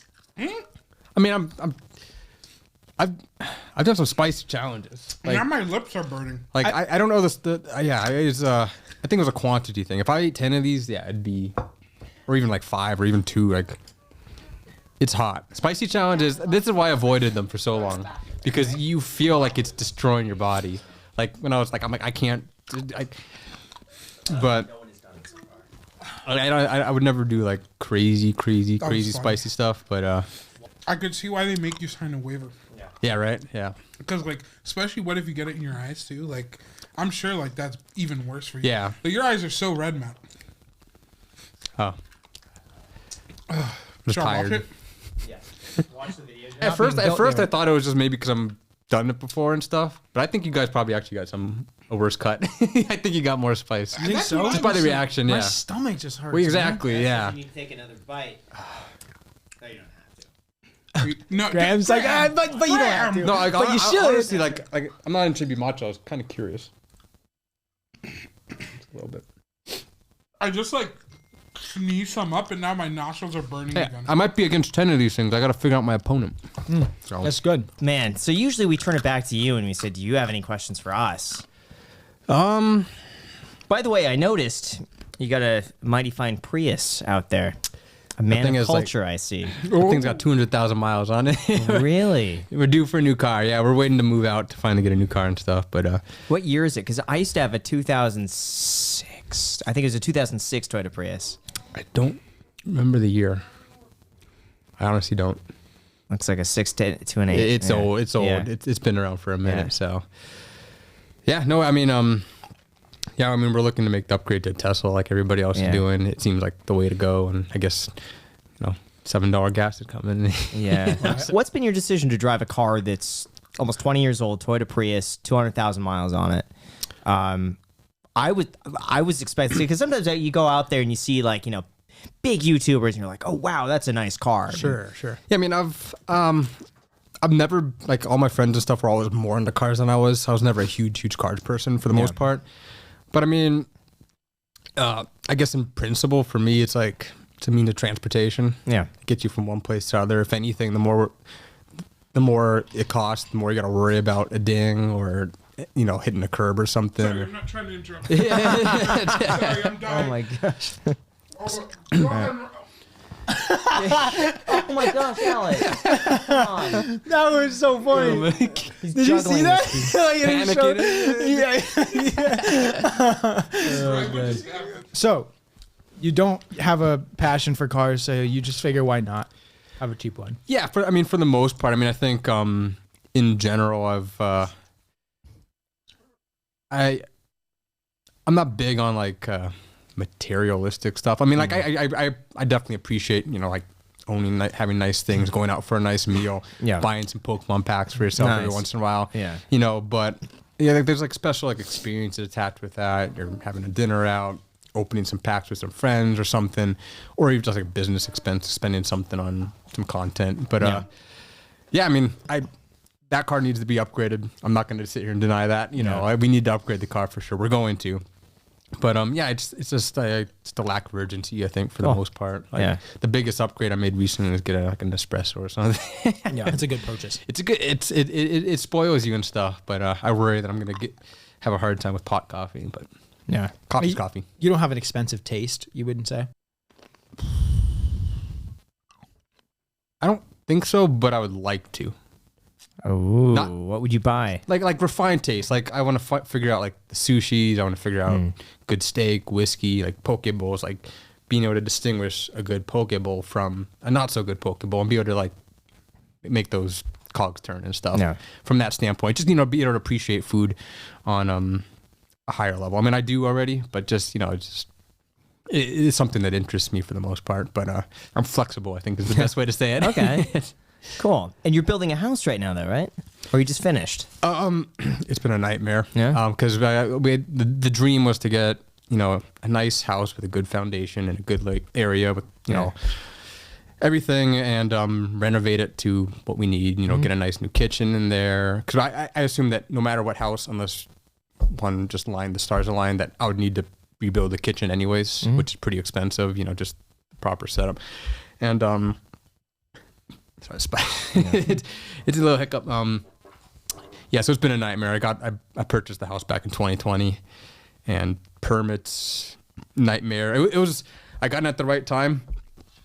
I purchased it for kind of when numbers and stuff. I purchased it for a little under $500,000, and now it's like estimated like 800. The neighbor purchased theirs for like the same price, just sold it for 1.2. Yeah. And so we got in at the right time. Renovations are way more expensive than I was hoping to be, but I think once the dust has settled, it's going to be an awesome thing. And Vegas is cool. That's the one question I had. I briefly talked about it, but we moved out to Vegas roughly at the same time, and just if you had any thoughts living here for a year. It. I gotta say, I miss the weather. Sure. The weather now is kind of comparable. I do miss like that feeling of the breezy ocean. Sure. And I miss some of the culture.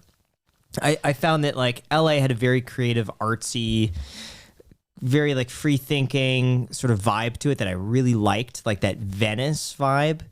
And Vegas is a little bit more, I don't want to say like family, but a little bit more, I don't know, what's the word? I don't know the word. It's like the opposite thing that people would normally think, but it's kind of true. A little bit more like corporate and structured, and I appreciate that too. But I liked the artsiness of Los Angeles and that like entrepreneurial vibe. That's not as much here. It's getting there though. I think more people are bringing that to parts of Vegas, but it's the one part I do miss. But otherwise, I'd like it here a lot.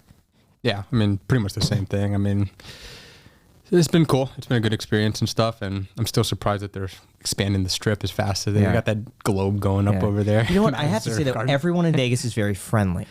Way friendlier than I expected. That's something that my girlfriend noticed too. She's like, everybody here seems nicer, and the way I articulated that was like, or not articulated, imagined is like at least where I was living in San Jose, everybody was just spending all day just paying the bills. and just that was it. You were just there to work as part of Silicon Valley and stuff. And it feels more free here. Yeah. It feels a lot more free, more liberating, and having a backyard is nice and all that stuff. In LA at least, like we didn't really know our neighbors. And it was one of those things just like, maybe it's just me, but I'd like kind of keep my distance from the neighbors. Like, you don't want to, you might ever see each other, you kind of a little nod or whatever, but that's about it. It's kind of awkward if you see each other at the same time. Sure. But here I've both gone out of my way to meet the neighbors, or they've introduced themselves if we're like walking down the street. It's very welcoming here. Sure. So, let me see. Any other questions? How much do you save? Let's get into some of that. Tell us about your philosophies of saving, and that's. I guess there's two ways to answer that in some way.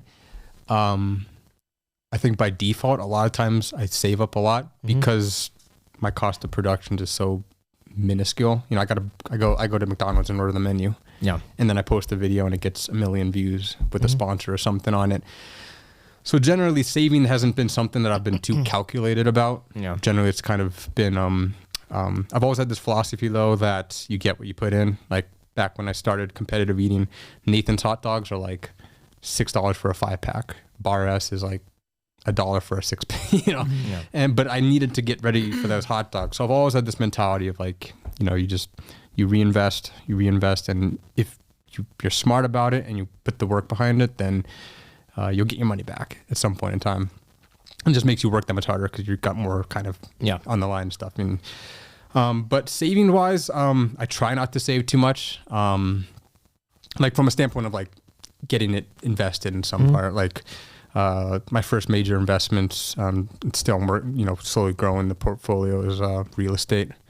Just getting condominiums in the same building that under a good property manager, and it's been good for me. Here in Vegas? Honolulu. Oh wow. Yeah, Honolulu. I've figured there's multiple reasons for it. But two of the reasons that I thought are kind of interesting is, well, one, I love it there. It's great. So if it didn't work out, then I got a condo in Honolulu. Yeah. But it's a vacation market. It's international too, so it's potentially less volatile compared to the whole people come to Hawaii and we visit there a lot too because that's where my parents met in Honolulu. So I knew the space, I knew the area and everything, and it worked out. So I've been doing some real estate investments. Is that Airbnb? No, through a professional property management company. Got it. Do they rent short term or or is it like for a year? It's not crazy long term. One of the benefits of their company is they actually, outside of vacation travel, they also have they work with the government at Pearl Harbor people. So people are going in and out of there. So it's been pretty regular. It's sometimes it's that, sometimes vacation, but it's been fortunately very steady from that aspect of things. So yeah, no, I mean, that's been good. I was also that was a question I was going to ask you. How much like has your real estate situation changed significantly since taking more of the the content side of things? Yeah, I've stopped investing in real estate. Stopped investing. Yeah. Interesting. Yeah, it's just the time commitment right now is I can't handle it. So like I got a vacancy and a repair going on. The repair is something I've left calls unanswered because I gotta focus on planning. So it's like that falls to the side. It's going to affect the renovation. And then the other one I got a property manager on, but because I'm not like on site, I'm really relying on this guy for everything. And I'm just like, whatever it is, I don't care. Don't even call. Just do it. I trust you. Yeah. So I want to get back into it this year, but I want to do it smarter with like a bigger building that could be completely managed, where I could be the one just being the one to pick the deal, but have someone else take care of all the details. That's the only way it's going to work. Yeah. That was my thought, because I didn't want to be in the business of like you did the duplex thing and everything. Like, not that it's a bad decision. It just depends on your lifestyle and where you are at that point. So I didn't, and I mean, I chose Honolulu too. Like, somebody like so I had to do something that was hands off and stuff. So that was that thought. From there, a couple years ago, I tried the market. Just haven't seen. Tried the market. What happened? Just jumping in. It was. I did all right. It was when the Corona hit and everything, so the market was pretty low. So I felt like it was an opportunistic time to jump in and stuff. And it was hard to not. Were you investing prior to then, or no? You just holding cash? Yeah. Really? I just jumped in. Yeah. I don't know. Why were you holding cash before then? How long? No, why? Oh, why? Yeah. Well, it's the same problem. It's just like, I mean, it's a problem, but my cost of doing operations is not high, and you're making the money and stuff, so it just accumulates. And I had previously put that in like the real estate and stuff. Didn't want to go too heavy into that without exploring other options. So since then, I've worked with financial advisors now, and they're managing the money and stuff. But for a little period of time, I had some fun. Got with it. Where are you invested now? Do you know which funds you're invested in? I trust the guys I'm working with, and I see some of the things that they send over, and they're all over the place. Could you have a statement or something? We did this before. Who was it that we saw a statement? The OnlyFans girl. Oh yeah, Stella. Stella showed us the statement, and we're like, "You're overpaying on this one." Who was it? I forget. It was their fees were fee-wise. Okay. Yeah, they had a fee, and then they invested in a fund with a fee as well, or something like that. Yeah, I forget on top of a high fee. I forget the name for that. I remember hearing something about. Yes, it was Stella. Yeah, but it was through. I think it was through like a friend, or like it was a friend's aunt or someone like that. Sure. But she was putting her in like these very, very, very safe, like overly safe funds, but charging, I think it was like 0.5% fee a year. No, it was 100% allocation to one fund. It wasn't like the financial advisor diversified and picked stocks. It was just like everything into one fund. Yeah, sure. Which like at that point, why would you need a financial advisor? Yeah, I was trying to say just like no-brainer decision stuff. Yeah, right. It was all in one fund, but they were charging 5% a year just for that one fund. But that fund could also be very easily replicated for free. Instead of going with whatever. Yeah, it was like somebody charged you to. Yeah, I mean the numbers were NASDAQ. Reference, you may not be 100% correct, but it's like it was basically a high fee for what she was getting. If you have a statement, I could take a look at it. I honestly didn't bring a statement for it and stuff. I mean, I know I made sure to put a decent amount in so that that the fee was lower and stuff, just to get that perk. It seems like they've been busy. I catch some of the things that they've invested in and stuff. Some of them like, why would you do that? But, it's been interesting to just be part of the market. It's just a little bit and stuff. Do you have any questions for us? No, I just how you doing? I guess is the question. I'm good. Honestly, like the heat has worn off. My stomach hurts a little bit more. Yeah, it's starting to get here a little bit for me too. But overall, man, I'm just so happy that you're here. This has been so. Look at this table, man. I feel proud when I look at that table. Feasting. Yeah, I'm just happy. Oh, man. Well, thank you so much. I really appreciate this. This has been, actually, I believe this is now the longest episode we have ever done. But not only that's the most delicious, We got amazing food. We'll link to your information down below in the description with the poke bowls, which were fantastic. And Houston, I can't believe you were able to come through in 40 minutes with one of everything from your restaurant. That was a surprise. Also, huge shout out to Houston's Hot Chicken. If you guys are in Las Vegas, Check it out. Just look on the map, Houston's Hot Chicken, go in, and then say that Graham sent you. And I'm sure they're going to be very confused. But be like, no, just insist, Graham sent me. So, Yeah. Houston's Hot Chicken, Stony Bowls. Check out Stony Stony Bowls. Bowls launching soon. Delivery apps everywhere. And I like it a lot. I like the Delicious stuff. sesame oil was the best. And with whatever that is, the shrimp aioli. The shrimp is, that's a sleeper. It wouldn't be the type of thing I'd normally order at like a poke or a rice bowl place, but Get that. the shrimp is bomb. That was my favorite one. Yeah. Very So good get that. stuff. Yeah. Thank you so much for coming on. I got one more so much. question. Yeah. Yeah, go for it. Why isn't this called the coffee table? You were out of the room when we were talking about it. We never have decided. Why isn't to this do called that. the coffee table? That's a genius name. Yeah. Actually, because for those that don't see, there's coffee inside It's so of this cool. No, table. I love craft work like this. I love wood with the it's Dude, it's sick. You it's should beautiful. look on the bottom of it. It's pretty I'll great. check it out. Yeah, but we're gonna keep the you. coffee table. Yeah, it should have said the coffee I had table. to ask because I was like, what? I like That's it. smart. Now it's called the coffee table, courtesy of Matt. Yeah. So Well, thank you guys so much for watching. We'll link to your information down below. Make sure to subscribe. Make sure to also get your free stock down below. It's worth up to $1,000 when you use the code Graham and sign up for public. Thank you. Thank you. Thank you, Macy. Until next time. thanks, Matt. That was awesome. Yeah, no, man. thank you. Yeah, no, that was fun.